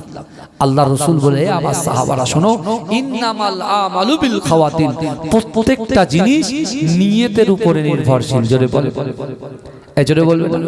কিসের উপরে নির্ভরশীল? নিয়ত। এখানে আমরা নিয়ত করে কিসের জন্য বসেছি? আমি প্রথমে বলেছি, আমরা নিজেরা বাঁচবো আর কবরওয়ালাদেরকে বাঁচাবো। জোরে বলুন। অনেকে বলছে কবর জিয়ারত বিদআত, দোয়ার মাহফিল বিদআত, বেদাত বেদাত বেদাত বেদাত করে চিল্লে চিল্লে বলছে। কিছু ইউটিউব মুক্তি উঠেছে, তারা এই সব কথাগুলো বলে এগুলো বেদাত। কিন্তু আপনি বুকে হাত দিয়ে বলেন, এটা যদি বেদাত হয়, আপনি বলুন তো দেখি, আজকে ইন দা বাউন্ডারির ভিতরে আপনারা 2-4 ঘন্টা বসবেন, এখানে কি কোনো গুনাহ হতে পারে? এই কথা বলে। আচ্ছা, এখানে বসে সওয়াব হচ্ছে কি হচ্ছে না কথা বলে। এখানে আমরা রাসূলুল্লাহর কথা শুনছি, কোরআনের কথা শুনছি, কিন্তু আল্লাহর কোরআন বলছে, বান্দা ওয়ালিমান খাফা মাকামা রাব্বিহি জান্নাতা। আল্লাহ কোরআনে বলছেন, ওয়ালিমান খাফা মাকামা রাব্বিহি জান্নাতা। আল্লাহ বলছে, ও বান্দা, কাল কিয়ামতের মাঠে, ভালো করে শুনেন, কাল কিয়ামতের মাঠে আমি আল্লাহর সামনে দাঁড়ানোকে যে ভয় করি, শুনছেন? কাল কিয়ামতের মাঠে আমি আল্লাহর সামনে দাঁড়ানোকে যে ভয় করবে, আমি আল্লাহ তাকে দুটো জান্নাত পুরস্কার দেব। জোরে বলে, কটা জান্নাত পুরস্কার দেবে? আল্লাহ তার ইজ্জত সম্মানকে বাড়ালো না কমালো? কথা বলো। এই দুটো জান্নাত দিয়ে বাড়ালো না কমালো? কিন্তু জান্নাত কিভাবে পাবে? আল্লাহ বলছে ভয় করতে হবে, দাঁড়ানোকে ভয় করতে হবে। এদিকে আল্লাহ আরেক জায়গায় বলছেন কোরআনে, ইয়া আইয়ুহাল্লাযীনা আমানুত্তাকুল্লাহ, আল্লাহ বলছে হে আমার বিশ্বাসী বান্দার বান্দারা, ওয়াত্তাকুল্লাহ, আমি আল্লাহ, আমাকে ভয় করো। দুনিয়ার কোন নেতা, কোন নেত্রী, কোন যুবক, কোন যুবতী, কাউকে তুমি ভয় করতে পারবে না। তুমি যদি সত্যিকারের ঈমানদার হও, তাহলে তুমি ভয় করবে কাকে? চাইবে কার কাছে? মানুষের কাছে চাইবে? কার কাছে চাইবে? আল্লাহর কাছে চাইবে। যেমন যে বেলালের কথা বলতে গিয়ে, ভালো করে শুনেন, বেলাল হুজুর আছেন কোথায়? মক্কায়। আর রাসূলুল্লাহ আরেকজন সাহাবা যার নাম সালমান ফারসি, তিনি আছেন কোথায়? রোম পারস্যে। নিয়ত দুজনা করছে, একজন একজনের কাছে মার খাচ্ছে। উমাইয়া ইবনে খালদ তাকে অত্যাচার করছে, ঘর থেকে বারবার বাইরে বার করে দিয়েছে 3 দিন। খাওয়া না, দাওয়া না, পানি পর্যন্ত স্পর্শ করতে দেয় না। উত্তপ্ত বালির উপরে তাকে দাঁড় করিয়ে রেখেছে, তাকে ঘরে প্রবেশ করতে দেয় না, ঢুকতে দেয় না। এ যুবক, বিশ্বাস করেন সেই বেলালকে আমার মুস্তাফা জানে রহমত আকায়ে মাওলা ওই রাস্তা দিয়ে একদিন হেঁটে হেঁটে যায়, দেখছে মক্কার যুবকেরা বেলাল কালো, বেলাল বেঠে, সেই হুজুরকে তারা তাচ্ছিল্য করে, তাকে দেখে থুতু ফেলে, তাকে দেখে হাসি ঠাট্টা করে। আল্লাহর রাসূল সহ্য করতে না পেরে টুকটুক করে বেলাল হুজুরের কাছে গেলেন। বেলাল রাসূলকে চেনেন না, রাসূল বেলালকে চেনেন না। এ যুবকেরা বিশ্বাস করো, হায়াতুন নবী, নূর নবী, ইমামুল হুদা, আকায়ে মাওলা মুস্তাফা জানে রহমত কি করলেন? বেলাল হুজুরকে জিজ্ঞাসা করলেন, বাবা কি ব্যাপার? মক্কার যুবকরা তোমাকে দেখে তাচ্ছিল্য করে, ঠাট্টা করে কেন? বলছে আপনাকে দেখে মনে হচ্ছে আপনি একজন মহামানব, আপনার প্রতি আমার মনটা টানছে, আকর্ষণ করছে। জোরে বলে, বলছে কি হয়েছে বলো? বলছে আজ 3 দিন ধরে একটা কাজ সম্পন্ন করতে অসম্পন্ন করে ফেলেছি, সম্পন্ন করতে পারিনি বলে আমার মালিক উমাইয়া আমাকে 3 দিন ধরে ঘরের বাইরে বার করে রেখেছে। 3 দিন ধরে খাওয়া নাই, একচুল পানি পর্যন্ত স্পর্শ করতে পারে না। ভাইজান, আমরা ভাত খাবো না, যদি পানি খাই তাহলে বাঁচা যাবে কিছুদিন, তাই না? আর যদি টোটালটাই বন্ধ হয়ে যায় কি মানুষ দুর্বল হয়ে যাবে? এই কথা বলে দুর্বল হবে কি হবে? আমার ভাই জানেরা, হে নবী পাকের উম্মত উম্মতিরা, হে নবী দেবানারা, বিশ্ব নবী রাসূলুল্লাহ সাল্লাল্লাহু আলাইহি ওয়াসাল্লাম বেলাল হুজুরের মুখ থেকে এই কথাটা শোনার সাথে সাথে আল্লাহ রাসূল বেলাল হুজুরের সঙ্গে আর কোনো বাক্য লাভ করলেন না। হে যুবকেরা, বিশ্ব নবী রাসূলুল্লাহ বেলাল হুজুরের থেকে নিজের বাড়ির দিকে এগিয়ে যেতে লাগলেন। ও যুবকেরা, পিছন থেকে হযরতে বেলাল মনে মনে চিন্তা করে, না না না, আপনিও তো দেখি মক্কার যুবকদের মতো, আপনি আমার কথাটা শুনলেন না। আমি আপনাকে দেখার পরে বুঝতে পারলাম হয়তো আপনি আমাকে সাহায্য করবেন, এই বিপদ থেকে আপনি হয়তো আমাকে সহযোগিতা করবেন, কিন্তু না না না, আপনিও আমাকে ছেড়ে চলে যান। হে যুবকেরা, আল্লাহর রাসূল কোনো বাক্য লাভ করলেন না, আল্লাহর রাসূল কোনো কথা বললেন না। ও যুবকেরা, বিশ্ব নবী রাসূলুল্লাহ সাল্লাল্লাহু আলাইহি ওয়াসাল্লাম নিজের হুজরা মুবারাকে ঢুকলেন, নিজের বাড়ির মধ্যে প্রবেশ করলেন। ও যুবকেরা, আম্মা জান আয়েশা সিদ্দিকা রাদিয়াল্লাহু তাআলা আনহা আল্লাহর রাসূলকে দেখে অঝর নয়নে ঝরঝর করে কাঁদতে শুরু করলেন। আল্লাহর রাসূল বলছে, আয়েশা তুমি কাঁদো কেন? বলছে না না না, 3 দিন ধরে আপনি কিছু খান না, 3 দিন ধরে কিছু খান না। না না না, এই মাত্র আপনার একজন আশিক 1 গ্লাস দুধ কিছু খাজুর এনে আমার হাতে দিয়ে আপনাকে খাওয়ানোর জন্য, দুধটা পান করানোর জন্য বলেছে। আল্লাহ রাসূল বলছে, ও আয়েশা তুমি বলো, মক্কা জমিনে একজন গোলামকে, একজন দাসকে উমাইয়া ঘরের বাইরে 3 দিন আটকে রেখেছে, 3 দিন ঘরের বাইরে বার করে রেখেছে, তাকে উত্তপ্ত বালির উপরে দাঁড় করিয়ে রেখেছে, তাকে কোনো খাওয়া দেয় না, পানি পর্যন্ত পর্যন্ত স্পষ্ট করতে দেয় না। ও আয়েশা তুমি বলো আমার উম্মত না খেতে পেয়ে থাকবে, আমি রাসূলুল্লাহ কি সহ্য করতে পারবো? ও যুবকেরা, আম্মা জান আয়েশা বলে ইয়া রাসূলুল্লাহ হাবিবাল্লাহ, যে ব্যক্তিটা আপনার মুহাব্বতে দিয়ে গেছে সে বলেছে আল্লাহর রাসূল যেন একটু পান করেন। ওই সময় বিশ্ব নবী রাসূলুল্লাহ সাল্লাল্লাহু আলাইহি ওয়াসাল্লাম আম্মা জান আয়েশা সিদ্দিকা রাদিয়াল্লাহু তাআলা আনহার কাছ থেকে এক গ্লাস দুধ আর খাজুরটা নিয়ে আমার রাসূলুল্লাহ ওই উত্তপ্ত গরমের মধ্যে দিয়ে হেঁটে হেঁটে হেঁটে হেঁটে বেলাল হুজুরের কাছে গিয়ে নিজে হাতে বেলালকে দুধটা পান করিয়ে দিলে। এজন্য বলে নিজে হাতে আমার রাসূলুল্লাহ বেলাল হুজুরকে দুধটা পান করিয়ে দিলেন, খাজুরটা খাইয়ে দিলেন, দিয়ে বলছে চলো তোমার মালিক যে তোমাকে অত্যাচার করছে, তোমার যে অবশিষ্ট কাজটা আমি নিজে সম্পূর্ণ করে দেবো। জোরে বলে, জোরে বলেন না। এমনি এমনি লোক মুসলমান হয়নি, কলেমা পড়ে এমনি এমনি হয়নি, এই কথা বলে না। বাচ্চা যখন নিজের মায়ের পেট থেকে দুনিয়াতে আসে সে তখন বোঝে না সে কোন ধর্মে যাবে, তাকে যে ধর্মের দিকে ইঙ্গিত করা হয় সে সেই ধর্মের দিকে যায়। বুঝতে পেরেছেন? আল্লাহ তার বান্দাকে নিষ্পাপ বানিয়ে দুনিয়াতে প্রেরণ করেন। জোরে বলো, জোরে বলবেন না সুবহানাল্লাহ। কিন্তু আমাদের ভয় কই? আল্লাহ যেখানে বলছেন কাল কিয়ামতের মাঠে আমি আল্লাহর সামনে দাঁড়ানোকে ভয় করতে হবে। ভাই নামাজ পড়েনি, আল্লাহর সামনে দাঁড়াতে হবে কি হবে না? মা বাপকে কষ্ট দিই, আল্লাহর সামনে দাঁড়াতে হবে কি হবে না? মানুষের মিথ্যা কথা বলি, কাঁচা কাঁচা মিথ্যা কথা, পরচর্চা করি, পরকিয়া করি, পরনিন্দা করি, গালাত গালাত পিকচার দেখি, কত বাজে বাজে কাজকর্ম করি। শরিয়াত যেটাকে নিষেধ করেছেন সেই নিষেধটাকে আমরা অ্যাকসেপ্ট করি, যেটা থেকে আমাদেরকে দূরে থাকতে বলেছে তার কাছাকাছি আমরা ঘুরি। তাহলে এই কাজগুলো করলে, জেনা করলে, চোখের জেনা, হাতের জেনা, অন্তরের জেনা, পাজের সোচ যদি আপনি করেন, আল্লাহর সামনে আপনার দাঁড়াতে হবে তো? প্রশ্ন জবাব দিতে পারবেন? আল্লাহ প্রথমে জিজ্ঞাসা করবে, যুবক তোকে তো আমি আল্লাহ 50 বছর হায়াত দিয়েছি, তুই এই 50 বছর হায়াতের জিন্দেগিতে কি করেছিস? কি করেছিস? আমরা তখন মিথ্যা কথা বলতে হ্যাবিট হয়ে গেছে। মুখ যখন মিথ্যা কথা বলবে তখন পা বলবে আল্লাহ আমি যাব না, আমাকে জোর করে জেনার জায়গায় টেনে নিয়ে গেছে। হাত বলছে আল্লাহ আমি যাব না, যেটা আপনি আমাকে সৃষ্টি করেছেন তার কাছে পাঠিয়ে, আমি অনেকবার তাকে বাধা দিয়েছি কিন্তু আল্লাহ ও শোনেনি, ও বাজে জায়গায় গিয়েছে। আপনার অঙ্গ প্রত্যঙ্গ যে মাটির বুকের উপরে বসে আছেন এরাও আল্লাহর কাছে আপনার বিরুদ্ধে নালিশ করতে শুরু করবে। তখন আপনি কোথায় যাবেন? কে বাঁচাচ্ছে? এখন যদি আমাকে কেউ আটকায়, আমি একটা ফোন করব, প্রশাসন চলে আসবে। বুঝাচ্ছে না? আমি একটা ফোন করব, এদিক সেদিক থেকে আমার যারা ভালোবাসে তারা চলে আসবে। আসবে কি আসবে না? এই কথা বলে এখনই সোশ্যাল মিডিয়া হয় যে রাকিবুল্লাহকে আটকে রেখেছে, কথার কথা। লোক একটা হলেও তো একজন আসবে। আরে ভালোবাসার মানুষ আছে তো। বিরামনগরে আজকে 4 বছর আমাকে ডাকছে কেন? নিশ্চয়ই ভালোবাসার মানুষ আছে। কিন্তু বিশ্বাস করেন ভালোবাসার দাম তখনই হবে যখনই কথা শুনবেন শরিয়াত ভিত্তিক কথা। শরিয়াতের বাইরে কোনো কথা হলে শুনবেন না। আপনি ওখান থেকে আমাকে বলেন হুজুর আপনি নেমে যান।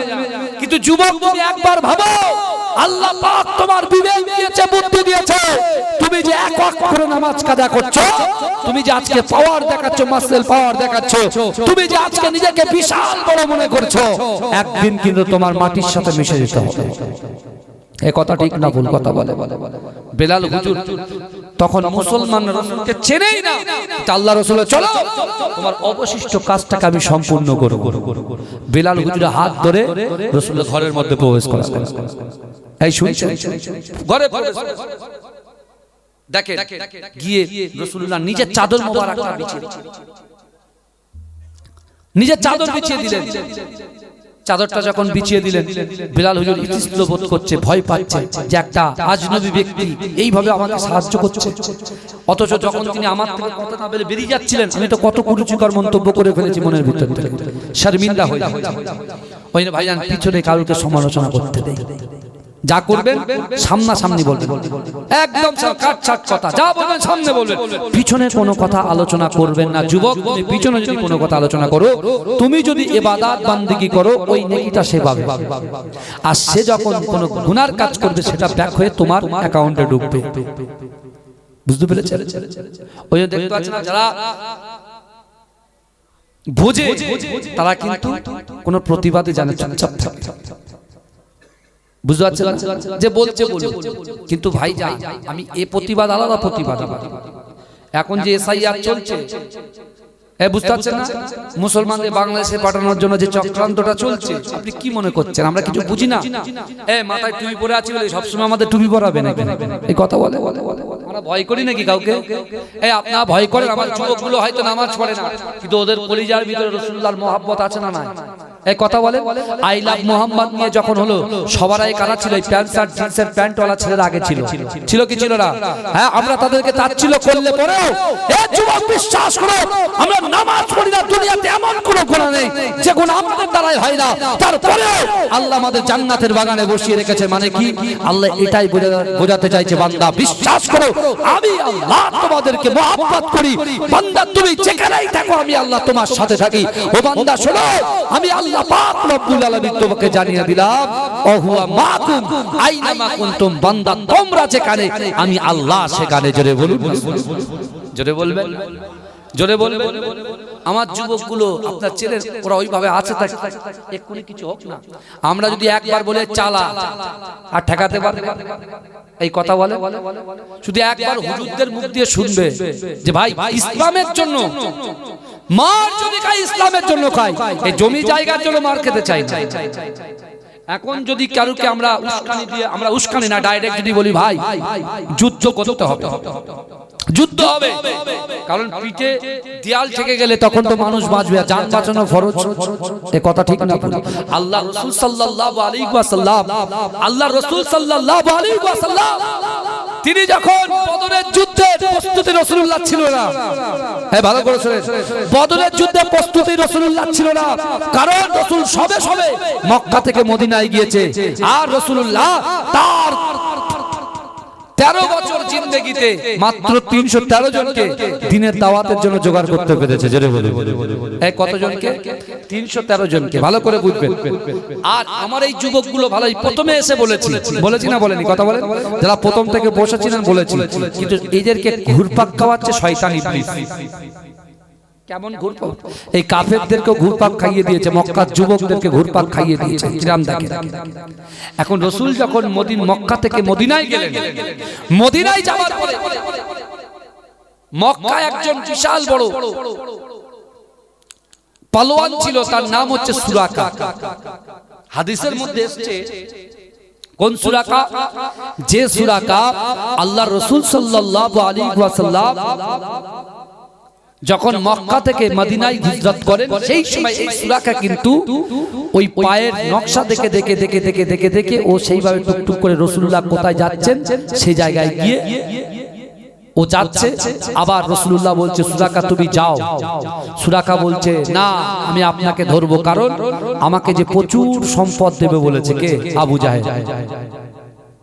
আল্লাহ রাসূল বলছে সুরাকা যাও, বলছে না আমি যাব না। আল্লাহ পাক কি করলেন? আল্লাহর হুকুমে তার ঘোড়ার পায়ের, তার ঘোড়ার যে পা মাটির ভিতরে দেবে গেল, পড়ে গেল সুরাকা, আর উঠতে পারছে না।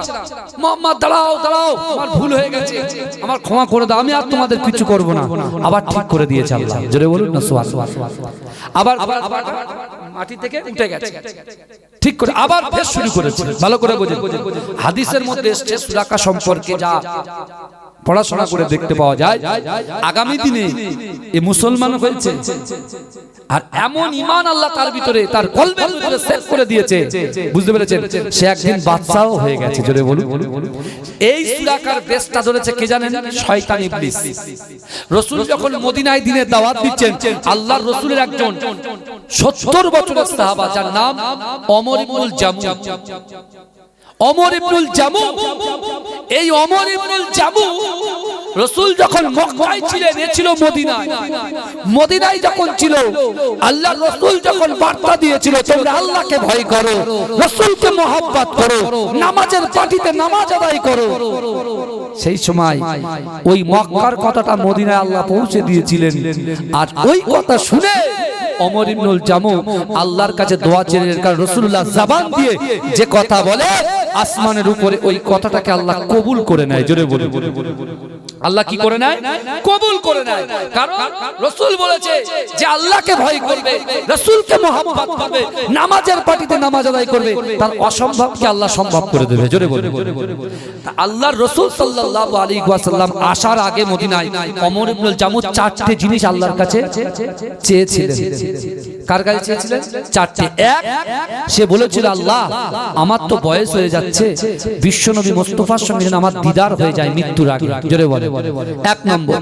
দ্বিতীয় নম্বর, আল্লাহ যখন ইসলামের জন্য কলেমার ঝান্ডাটাকে উত্তোলন করার জন্য যখন বিশ্বনবী মুস্তাফা কোন যুদ্ধের ময়দানে যাবে, আমি ওমর ইবনুল জামুকে যেন রাসূলুল্লাহ সেখানে আমাকে নিয়ে যায়। জোরে বলে। তৃতীয় নম্বর, আমি যখন ওই যুদ্ধের ময়দানে যাব সেখানে যেন আমি কাফেরদেরকে জাহান্নামে পাঠিয়ে আমি নিজে যেন শহীদ হয়ে যাই। জোরে বলে। আর চতুর্থ নম্বর, আল্লাহ আমি লাশ যখন মদিনা থেকে যে যুদ্ধের ময়দানে যাবে আমার লাশটা যেন মদিনায় না ফেরে। জোরে বলে। এই শুনছেন, এরকম যদি একটা একটা সাহাবার নাম ধরে ধরে নিয়ে আসি আপনি কল্পনা করতে পারবেন। আর এখন আমাদেরকে বলছে আমাদের বাপ ইন্ডিয়ান, মা ইন্ডিয়ান, বাপের বাপ দাদু ইন্ডিয়ান, তার বাপ পরদাদু ইন্ডিয়ান। আমার দাদা ভাই মাজিরাটি পীর সাহেব 104 বছর বেঁচে ছিলেন, তার বাপ জালালি হুজুর 104 বছর বেঁচে ছিলেন। এখন 208 বছরের কাগজ আমাদের কাছে আছে। কথার কথা বলছি, বুঝতে পেরেছেন? কারণ পিছনে 67 থেকে আরো পিছনে চলে যান, বুঝতে পারছেন? তা এখনো কি আমাদের পরিচয় দিতে হবে যে আমরা ভারতবর্ষের নাগরিক? এই কথা বলেন। আমার এই বাপগুলো আজকে দেখলাম, বুঝতে পেরেছেন? আজকে যারা সেলফে যারা আপনার ফর্ম ফিল আপ করে এনিমিনেশন ফর্ম সেলফে যারা করেছে 2002 সালে যারা ভোটার ছিল তাদের দেখছে আজ থেকে কাগজ আসছে। কিসের জন্য আসছে? আপনার আব্বাজানের সঙ্গে আপনার 2002 সালে আপনার আগে আব্বুজনের নামের সাথে এখন 2026 সালে মিসম্যাচ হচ্ছে না, মিলছে না, ভুল। তার কারণ লজিক্যাল ডিসক্রিপেন্সি। কি হবে উপায়? ভাইজান এই স্কুলের জন্য আমার এই বাপেরা ওখানে যাবে, কি এলো যা ইচ্ছা, কখনো নোটবন্দিতে দাঁড় করিয়ে দিচ্ছে, কখনো এই করছে, কখনো সেই করছে। দুদিন পরে বলবে বউ থাকবে না, স্বামী থাকবে, বউ আলাদা করে দেবে। এরকম যদি বলে দেয় কি হবে ভাই? এই কথা বলে। কিন্তু এখন কথা হলো ভাইজান আমাদের কিন্তু সজাগ হতে হবে। এই বিশ্বাস করেন ইসলামের জন্য কোন পার্টির রং দেখা যাবে না, পরিষ্কার কথা। কারণ এখানে আমরা বসেছি মানে আমরা কোনো প্রচার নয়, আমরা কিন্তু নামাজের পার্টিটা করি। ভালো করে বুঝবেন, নামাজের পার্টিটা করি।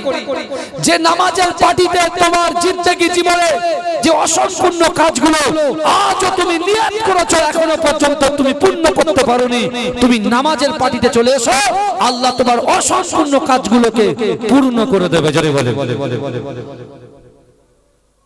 কথা ঠিক বলছি না ভুল বলছি? কথা বলে। আমি আপনাদেরকে বলবো, একজন পীরের আওলাদ হিসেবে বলবো, মুজাদ্দিদ জামানের তালা হুজুর পীরকে খলিফার আওলাদ হিসেবে বলবো, আপনাদের যাদের নোটিশ এসেছে, নোটিশ এসআইআর এর নোটিশ যারা এসেছে, আপনারা কিন্তু যাবেন, কাগজ দেখাবেন। বুঝতে পেরেছেন কি বলেছি? কাগজ দেখাবেন। রাগ করে, ঝগড়া করে, ঝামেলা করে বসে থাকবেন না। কিন্তু হ্যাঁ, হয়তো 100 টাকা, 200 টাকা, 300 টাকা খরচা হবে, যে যেখানে ডাক দেবে, যে যেখানে সভা করবে, বুঝতে পারছেন না? মানুষের পক্ষে, মানুষের পক্ষে, এসআইআর এর বিপক্ষে এত মানুষের হ্যারাসমেন্ট কেন? আপনারা 2002 সালে যাদের নাম থাকবে তাদের বিষয়ে আপনারা বলেছিলেন, এখন তার উল্টো করছেন। হ্যাঁ, ইলেকশন কমিশনের কথার সাথে দাম মিলছে না, তার বিরুদ্ধে যেখানে যেখানে আপনার আলোচনা সভা হবে, প্রতিবাদ সভা হবে, আপনারা কিন্তু সেখানে যাবেন, 100% যাবেন, কিচ্ছু দেখবে না, চলে যাবে। কিন্তু ভাইজান এই যে ঠান্ডা মাথায় এরা অনেক প্ল্যানে রয়েছে যে মুসলমানরা ঝামেলা করবে, কাজ বন্ধ করে দেবার হবে না, সব ভোটার হয়ে যাবে আর ভোটই দিতে পারবে না। বুঝতে পারছেন? ওই জন্য বলছি মাথা ঠান্ডা করে, মাথা ঠান্ডা রেখে যে নোটিশগুলো এসছে বিএলওকে একটু হেল্প করে, আর বিএলও আপনাকে হেল্প করবে। কি করবে বাচ্চা? বুঝতে পারছেন? এখন যদি আমাকে কেউ মারে, কথার কথা, আমি তো বিয়লো একজন, হ্যাঁ আমিও তো কাজ করছি, তাহলে এখন যদি কেউ মারে আমি কোনো কিছু করতে পারবো? আমাকে মেরে তোমাদের কিছু ফায়দা হবে? কারোর ফায়দা হবে?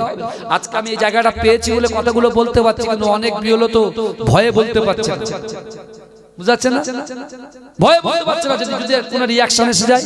না, আপনি চুরি করেননি, আপনি তো ফ্রেশ, তাহলে আপনি ভয় পাবেন কেন? ওরা যে কাগজগুলো চাচ্ছে একের পর এক কাগজ চেয়ে যাচ্ছে, আর মুসলমান কাগজ বার করেই যাচ্ছে। দম কতটা আছে দেখা যাবে, কাগজ আমরা দিয়ে যাব, যা ফর্মালিটি আছে প্রত্যেকটাকে আমাদের ফুলফিল আপ করতে হবে, করে সেখানে আমরা যাব। তারপরে অন্য রিয়াকশন আসে, আমি তো বলছি আমরা সকলে, বিশেষ করে প্রত্যেকটা সমাজের আলেম ওলামা বলেন, প্রত্যেকটা সংগঠন বলেন, যখন যে জায়গায় ডাক দেবে আমরা সেখানে প্রস্তুত হয়ে যাব। বোঝা গেল কথা? কিন্তু এখন মাথা গরম করবেন না, এটা একজন বিয়লো হিসেবে আপনাদের কাছে একটা মেসেজ দিলাম, আর কিচ্ছু না। কিন্তু আমার ভাই জানেরা, এ নবী পাকের উম্মতিরা, এ নবী দেবানারা, বিশ্ব নবী রাসূলুল্লাহ সাল্লাল্লাহু আলাইহি ওয়াসাল্লামের মুহাব্বতের পাগল হযরত ওমর ইবনুল জামু, একজন খোঁড়া সাহাবা, আল্লাহ পাকের নামাজের বাড়িতে বসে বসে ফরিয়াদ করে, ওগো রব্বুল আলামিন, আল্লাহ পাক, আমি ওমর ইবনুল জামু আল্লাহ রাসূলকে মুহাব্বত করি, আল্লাহ রাসূলকে ভালোবাসি, আল্লাহ রাসূলকে প্যার করি, ওগো রব্বুল আলামিন আল্লাহ, আমি আপনাকে ভয় করি, রাসূলুল্লাহকে মুহাব্বত করি, নামাজের পাটিতে নামাজ আদায় করি, ওগো রব্বুল আলামিন আল্লাহ, আমার যে চারটি আকাঙ্ক্ষা আছে, আমার যে চারটি নিয়ত আছে, এই নিয়তগুলোকে আপনি কবুল করে নেন। এজরে বলে ভালো করে বোঝে। ওদিকে বেলাল হুজুরের কথা বলছিলাম, আমি ওটা কেটে দিলাম। বেলাল হুজুর কাবা শরীফ তওয়াফ করছিল, আর সেই কাবা শরীফ থেকে আবু জেহেল তাকে বলেছে তুই দূর হয়ে যা, যদি তুই কাবা শরীফ তওয়াফ করিস তাহলে তোকে হত্যা করা হবে। তখন অলরেডি বেলাল হুজুর ঈমান গ্রহণ করেছেন, রাসূলুল্লাহ হাতে হাত দিয়ে কালেমা পড়ে মুসলমান হয়েছেন। জোরে বলুন। বেলাল হুজুরকে নিয়ে রাসূলুল্লাহ যখন মদিনায় চলে আসলেন, মদিনাতে এসে এই যে ওমর ইবনুল জামু যে দোয়া চেয়েছিলেন, আল্লাহ তার প্রথম নিয়তকে কবুল করে নিলেন, কারণ রাসূলুল্লাহর সঙ্গে তার ফেস টু ফেস সাক্ষাৎ করিয়ে দিলেন। জোরে বলে, এই জোরে বলবেন না, ভালো করে বুঝবেন। ইজ্জত দেওয়ার মালিককে। আপনি যদি আপনার জিন্দেগিতে সফলতা আনতে চান, আমার মায়েরা, বোনেরা, যুবকেরা, আপনার জিন্দেগি জীবনে যদি সফলতা আনতে চান, সফলতার শিখরে পৌঁছাতে চান, আমি আপনাকে বলছি, আপনার সন্তানের থেকে, আপনার স্ত্রীর থেকে, আপনার পুত্র থেকে, আপনার ব্যবসা বাণিজ্য থেকে, এবং আপনার জিন্দেগি জীবনের থেকে আল্লাহর রাসূলকে যদি মহব্বত করতে পারেন, আল্লাহ আপনার সফলতার শিখরে পৌঁছে দেবে। জোরে বলে, জোরে বলুন না। হ্যাঁ, কথা বলে। আমার রাসূলুল্লাহ জন্মভিটা মক্কা বলে আল্লাহ মক্কাতে এক ওয়াক্তের নামাজকে আল্লাহ 1 লক্ষ রাকাতের সওয়াব দিয়ে দিয়েছে। কত ভালোবাসে মুস্তাফা জানে রাহমাতকে আল্লাহ, এই কথা বলে না। এখন ওমর ইবনুল জামু প্রথম তার নিয়ত কবুল, এখন কটা বাকি? এই তো আমার ভাইজান ঠিক শুনছে, কটা বাকি? 3টে বাকি। এখন 3টে যে বাকি, এই ওমর ইবনুল জামু তিনি চিন্তা করছেন সব সময় রাসূলুল্লাহ চারপাশে ঘোরাঘুরি করে, রাসূল কখন যুদ্ধে যাবে। আর এদিকে যে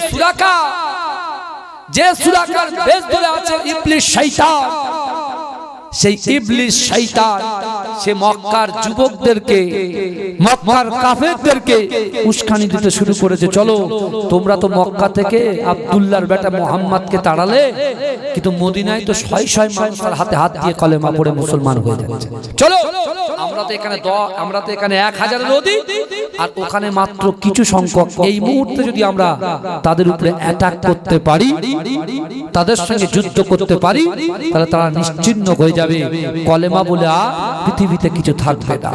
কে বলছে? ইবলিস শয়তান। কার বেশ ধরে বলছে? সুরাকার বেশ ধরে বলছে। আর সুরাকা বিশাল বড় পালোয়ান, হ্যাঁ, তার পিছনে বহু ছেলে পিলে থাকে।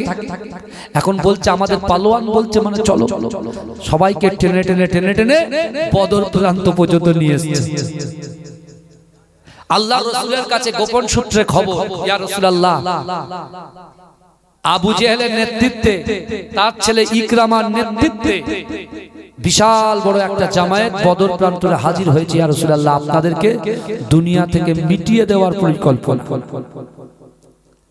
আল্লাহ রাসূল সাল্লাল্লাহু আলাইহি ওয়াসাল্লাম তিনি কি করলেন? তিনি ভালো করে দেখলেন যে আমার ভাগে ৩১৩ জন মাত্র। কটা? ৩১৩ জন। আল্লাহ রাসূল সাল্লাল্লাহু আলাইহি ওয়াসাল্লাম তিনি বদর প্রান্তরে আসলেন, আর রাসূলুল্লাহ সাহাবাদেরকে জিজ্ঞাসা করছে ওরা কত জন? হুজুর ১০০০। আমার রাসূলুল্লাহ কি করেছিলেন জানেন?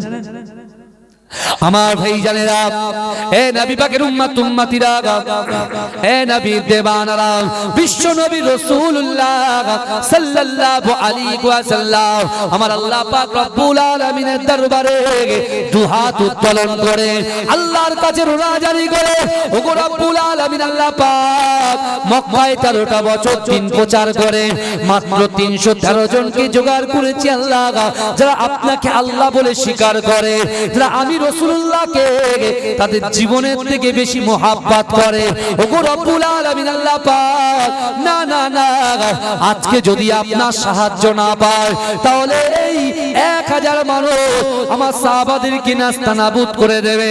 ওগো রব্বুল আলামিন আল্লাহ, আপনার নবী মুহাম্মদ মুস্তাফা আপনার কাছে সাহায্য প্রার্থনা করি। ওগো রব্বুল আলামিন আল্লাহ, আপনি আমাদেরকে সাহায্য করুন। আল্লাহর রাসূল এই দোয়া চাই না চেয়েছে, আমার আল্লাহ পাক সবকিছু সহ্য করতে পারে। আকায়ে মাওলা তাজদারে হারাম মুহাম্মদ মুস্তাফা সাল্লাল্লাহু আলাইহি ওয়াসাল্লামের চোখের পানিকে আমার আল্লাহ সহ্য করতে পারে না। ও যুবকেরা, ও নবী পাকের উম্মত উম্মতিরা, আমার দয়ার নবী যখন আল্লাহর দরবারে হাত তোলে, আমার আল্লাহ আমার রাসূলুল্লাহর হাতটাকে কখনো ফেরান না। ও যুবকেরা, রাসূল যেই না হাত নামিয়ে দিয়েছে, আমার আল্লাহ পাকের হুকুমে ৫০০০ ফেরেশতা বদর প্রান্তরে নেমে গিয়েছে। জোরে বলে ৫০০০ জনের ঈমানের পাওয়ার ছিল কি ছিল না? আমার রাসূলুল্লাহর প্রতি তাদের মহব্বত ভালোবাসা ছিল কি ছিল না? তারা রাসূলুল্লাহকে তাদের জিন্দেগি জীবনের থেকে ভালোবেসেছিল বলে, আর আল্লাহ হচ্ছে অন্তর্যামী। আজকে বিরমনগর গ্রামে প্রত্যেকটা বাড়িতে বাড়িতে মায়েদের কলিজার ভিতরে রাসূলুল্লাহর মহব্বত কতটা আছে, ভাইদের দিলের ভিতরে অন্তরের ভিতরে রাসূলুল্লাহর মহব্বত কতটা আছে, আমার আল্লাহ জানে কি জানে না? এই কথা বলে, সেই অনুযায়ী আল্লাহ পাক কিন্তু আপনার ডিমান্ড পূরণ করবে। ডিমান্ড সেই অনুযায়ী, হ্যাঁ, কিন্তু আমার ভাইরা একটু ভালো করে বোঝেন, বিশ্বনবী রাসূল সাল্লাল্লাহু আলাইহি ওয়াসাল্লাম দোয়া করলেন, দোয়ার সাথে সাথে আল্লাহ কত হাজার ফেরেশতা পাঠালেন।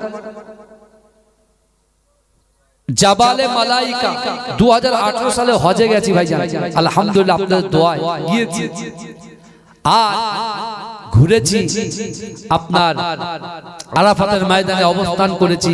সাহসুফি পীর আবু ইব্রাহিম সিদ্দিকী রাহমাতুল্লাহ আলাইহি তিনি আমাদের সাথে ছিলেন। আমার প্রাণ প্রিয়, এই শুনছে, আমার প্রাণ প্রিয় ভাইজান পীরজাদা সাওবান সিদ্দিকী ভাইজান হুজুর আর সাহসুফি পীর আবু ইব্রাহিম সিদ্দিকী রাহমাতুল্লাহ আলাইহি চাচাজান হুজুর পীর কেবলা, আমরা একসঙ্গে তায়েফের জমিনে, হুজুর নিজের পার্সোনাল একজন মহব্বতের মানুষ, হুজুরের মুরিদ, তিনি আমাদেরকে নিয়ে গেছিলেন তায়েফের জমিনে। হুজুর সেখানে একদম টপ, পুরো একদম পাহাড়ের উপরে, বুঝতে পেরেছেন, দোয়া করেছিলেন। সেই বদর প্রান্তরে দেখলাম, বদর প্রান্তরে গিয়ে দেখলাম যে প্রচুর, সেখানে তো বড় বড় পাহাড়,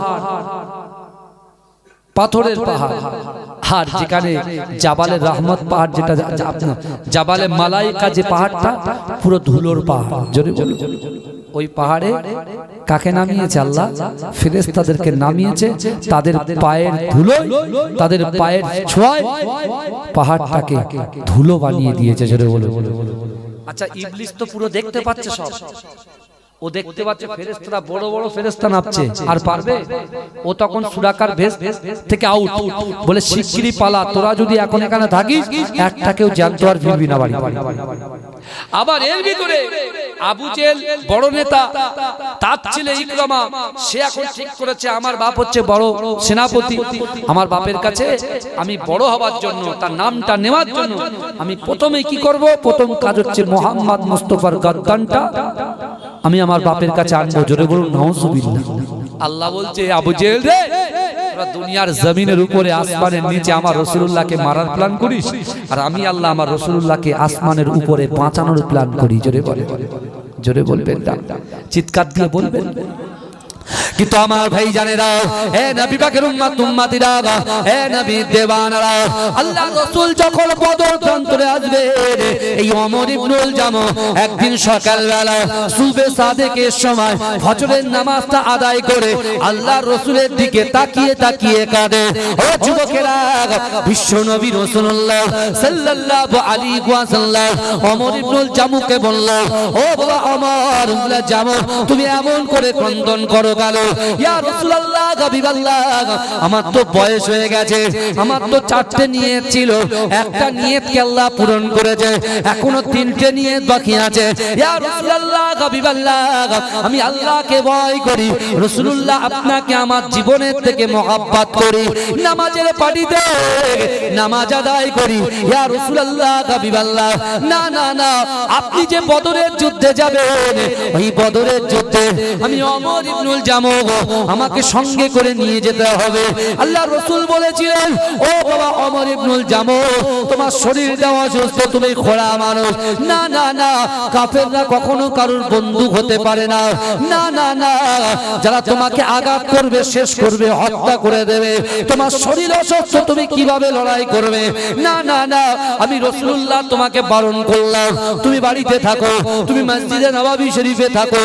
হে যুবকেরা, আল্লাহর রাসূল নিষেধ করাতে ওমর ইবনুল জামু সোজা মসজিদে নববী শরীফে, মসজিদে নববী শরীফে আল্লাহ পাক রব্বুল আলামিনের দরবারে দুহাত উত্তোলন করে ফুপিয়ে ফুপিয়ে ফুপিয়ে ফুপিয়ে কাঁদে, ওগো রব্বুল আলামিন, আল্লাহ পাক, আমি ওমর ইবনুল জামুকে আল্লাহর রাসূল যুদ্ধের ময়দানে পারমিশন দেননি, তাতে আমার কোনো কষ্ট নাই, তাতে আমার কোনো বেজার নাই, ওগো রব্বুল আলামিন, আল্লাহ পাক, আমি চাই আমার দয়ার নবী বদর প্রান্তরে যুদ্ধে জয় করে আসে, কিন্তু না না না, ওগো রব্বুল আলামিন, আল্লাহ আপনি কবুল করেননি বলে আল্লাহর রাসূল আমাকে নিয়ে যায়নি, কিন্তু না না না, আল্লাহর রাসূল বদরের যুদ্ধে উত্তীর্ণ হওয়ার পরে আল্লাহর রাসূল পরে যে যুদ্ধে যাবে, সেই যুদ্ধেই যেন আমার রাসূলুল্লাহ, আমি ওমর ইবনুল জামু আমাকে সঙ্গে করে নিয়ে যায়।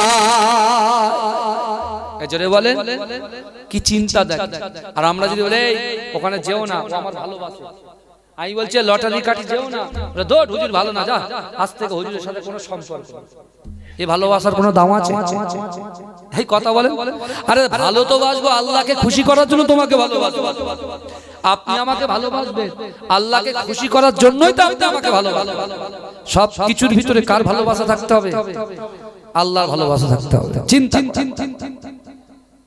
দরুদ শরীফ পড়েন, আল্লাহুম্মা সাল্লি আলা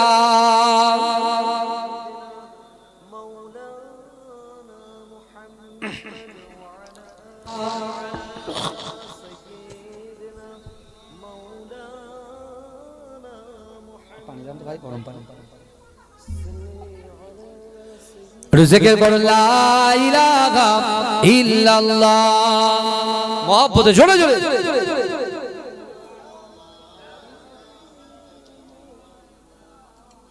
রিজিকের পর লা ইলাহা ইল্লাল্লাহ, লা ইলাহা ইল্লাল্লাহ।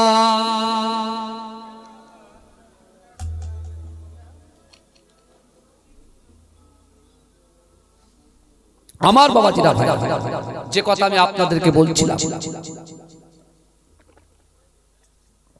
আজকে আপনি একবার চিন্তা করুন, একটু ভাবুন যে আল্লাহর রাসূল সাল্লাল্লাহু আলাইহি ওয়াসাল্লামকে যদি জীবনের থেকে বেশি ভালোবাসতে পারি, কেউ আমাদের কাছে আসুক না আসুক, আমার রাসূলুল্লাহ এখান থেকে ৪৫০০ কিলোমিটার দূরে আমার রাসূলুল্লাহ সবুজ গম্বুজের নিচে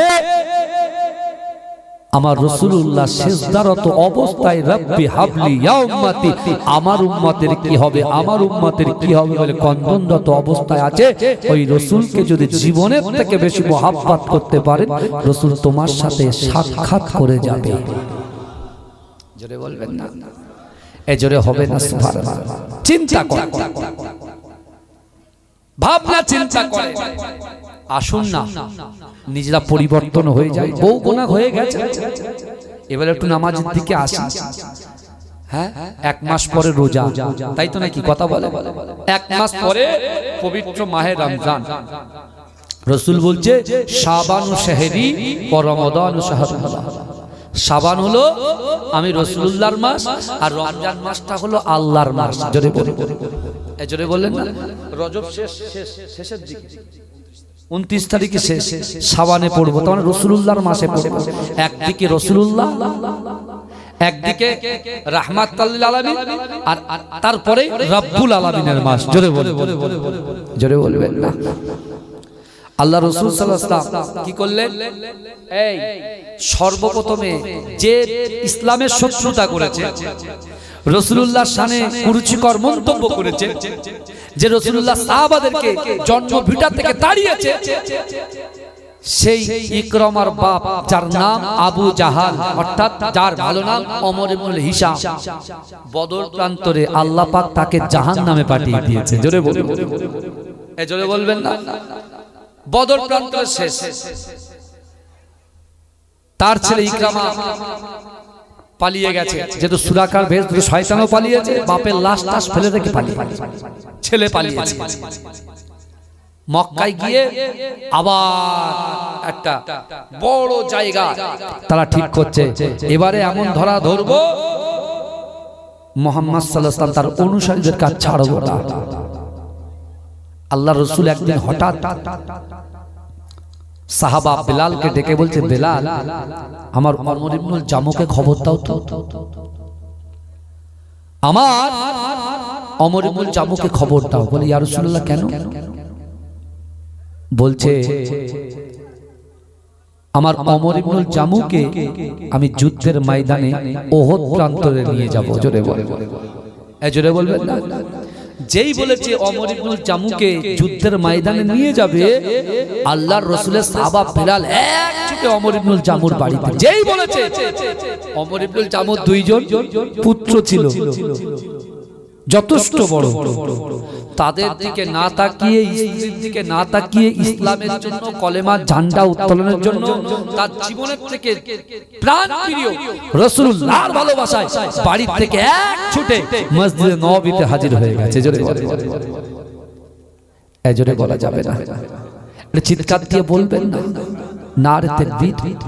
আমার সোনার ভাইরা ভালো করে বলো, আমার ভাই জানেরা, হে নবী পাকের উম্মত উম্মতিরা, হে নবী দিওয়ানারা, বিশ্ব নবী রাসূলুল্লাহ সাল্লাল্লাহু আলাইহি ওয়াসাল্লাম যখন ওমর ইবনুল জামুকে ডাক দিলেন, ও যুবকেরা, আমাদের তো পা দুটো ঠিক আছে, এক জায়গা থেকে আর এক জায়গায় স্থান ঠিকঠাক ভাবে পরিবর্তন করতে পারে, কিন্তু না না না, হাদিসের মধ্যে লেখা আছে ওমর ইবনুল জামু যে ঘোড়া ছিলেন, তিনি কোন লাঠিতে ভর দিতেন না। ও যখন লাঠিতে ভর দিতেন না, খুঁড়িয়ে খুঁড়িয়ে খুঁড়িয়ে খুঁড়িয়ে মসজিদে নববী শরীফে আল্লাহর রাসূলের মুহাব্বতে হাজির হয়ে গেছে। ও যুবকেরা, বাপ যখন রাসূলুল্লাহর দরবারে ছুটেছে, ছেলে দুটো বাপের পিছন পিছন রাসূলুল্লাহর দরবারে ছুটেছে। আল্লাহর রাসূল সাল্লাল্লাহু আলাইহি ওয়াসাল্লাম ওমর ইবনুল জামুকে বলল, ও বাবা ওমর ইবনুল জামু, চলো চলো চলো চলো, আমি রাসূলুল্লাহর সঙ্গে ওহদের যুদ্ধে যেতে হবে। বাপ চলে আসছে বলে ছেলেও চলে আসছে, কিন্তু রাসূলুল্লাহর কাছে এই বাপ আর ছেলের কোনো পরিচয় দিচ্ছে না। বাপ বলছে না যে এটা আমার 2 ছেলে, আর ছেলেও বলছে না ওটা আমার বাপ। কারণ আল্লাহ রাসূলকে বলছি, ইয়া রাসূলুল্লাহ শুনেন, আমরাও 2 ভাই আপনার সঙ্গে যুদ্ধে যেতে চাই। জোরে বলুন, এই জোরে বলবেন। এসআইআর নিয়ে যখন হচ্ছে ভাই, এখন মুসলমানদেরকে তাড়ানোর চেষ্টা করে, তা আমাদের কি ছেড়ে দেবো? এই কথা বলে আমরা তো ভারতবাসী তো এই আমার রাসূল তো বলেছেন দেশকে ভালোবাসা ঈমানের অঙ্গ জোরে বলে এই রাসূল বলেননি দেশকে ভালোবাসা কিসের অঙ্গ ঈমানের অঙ্গ ভারতবর্ষের দিকে যদি অন্য কোন দেশ তাকায় আঙুল তুলে তাকায় আমরা এই ভারতবর্ষের জমিনে জাতি ধর্ম বর্ণ নির্বিশেষে সকলে কাঁধে কাঁধ মিলিয়ে সেই ভ্রান্তের বিরুদ্ধে আমরা রুখে দাঁড়াতে পারি কি পারি কথা বলে আমার ভারতবর্ষে আমরা বলি এক বৃন্তে দুইটি কুসুম হিন্দু মুসলমান আর এখন মুসলমান হিন্দুদের ঝামেলা লাগিয়ে দিচ্ছে কিছু নেতা বুঝতে পারছেন ভাইজান আপনি নেতার কথা শুনবেন না কোরআনের কথা শুনবেন আগে বলেন কার কথা শুনবেন আল্লাহ ইজ্জত দিয়েছে গো আপনাদের আল্লাহ সম্মান দিয়েছে আপনাদের এই যে টোটো চালায় টোটো যে হকারি করে এই শুনছেন যে টোটো চালায় যে হকারি করে যে ব্যবসা করে খায় হালাল রুজি ইনকাম করে খায় আল্লাহ তাদেরকে ইজ্জত দিয়েছে সম্মান দিয়েছে জোরে বলে যে বড় বড় বিল্ডিং এ থাকে যার কাছে বাড়ি নাই চ্যাটায় উপরে শুয়ে থাকে মাথার উপরে ছাদ নাই টালির নিচে থাকে আল্লাহ তাদেরকে ইজ্জত সম্মান দিয়েছে কেন আল্লাহ কোরআনে বলছেন বান্দা ওয়ালাকাদ কাররামনা বানি আদম আমি আল্লাহ পাক রব্বুল আলামিন বানি আদম সন্তানকে ইজ্জত দিয়েছি সম্মান দিয়েছি জোরে বলবেন ভাইজান আপনারা কি চুপচাপ আছেন কেন তাকবীর হবে না নারে তাকবীর আচ্ছা আমি কি আপনাদেরকে খুশি করতে এসেছি বা আপনারা কি আমাকে খুশি করতে এসেছেন আমরা উভয় কিন্তু আল্লাহকে খুশি করতে এসেছি তাহলে তাকবীর দেন নারে তাকবীর আরে জোরে দেন এই কারা কারা রাসূলুল্লাহকে ভালোবাসেন একটু বলেন তো এই কারা কারা রাসূলুল্লাহকে ভালোবাসে একটু বলেন আল্লাহ এই পিছনের ভাইরা ভালোবাসে না পিছনের ভাইরা ভালোবাসে না নাকি হ্যাঁ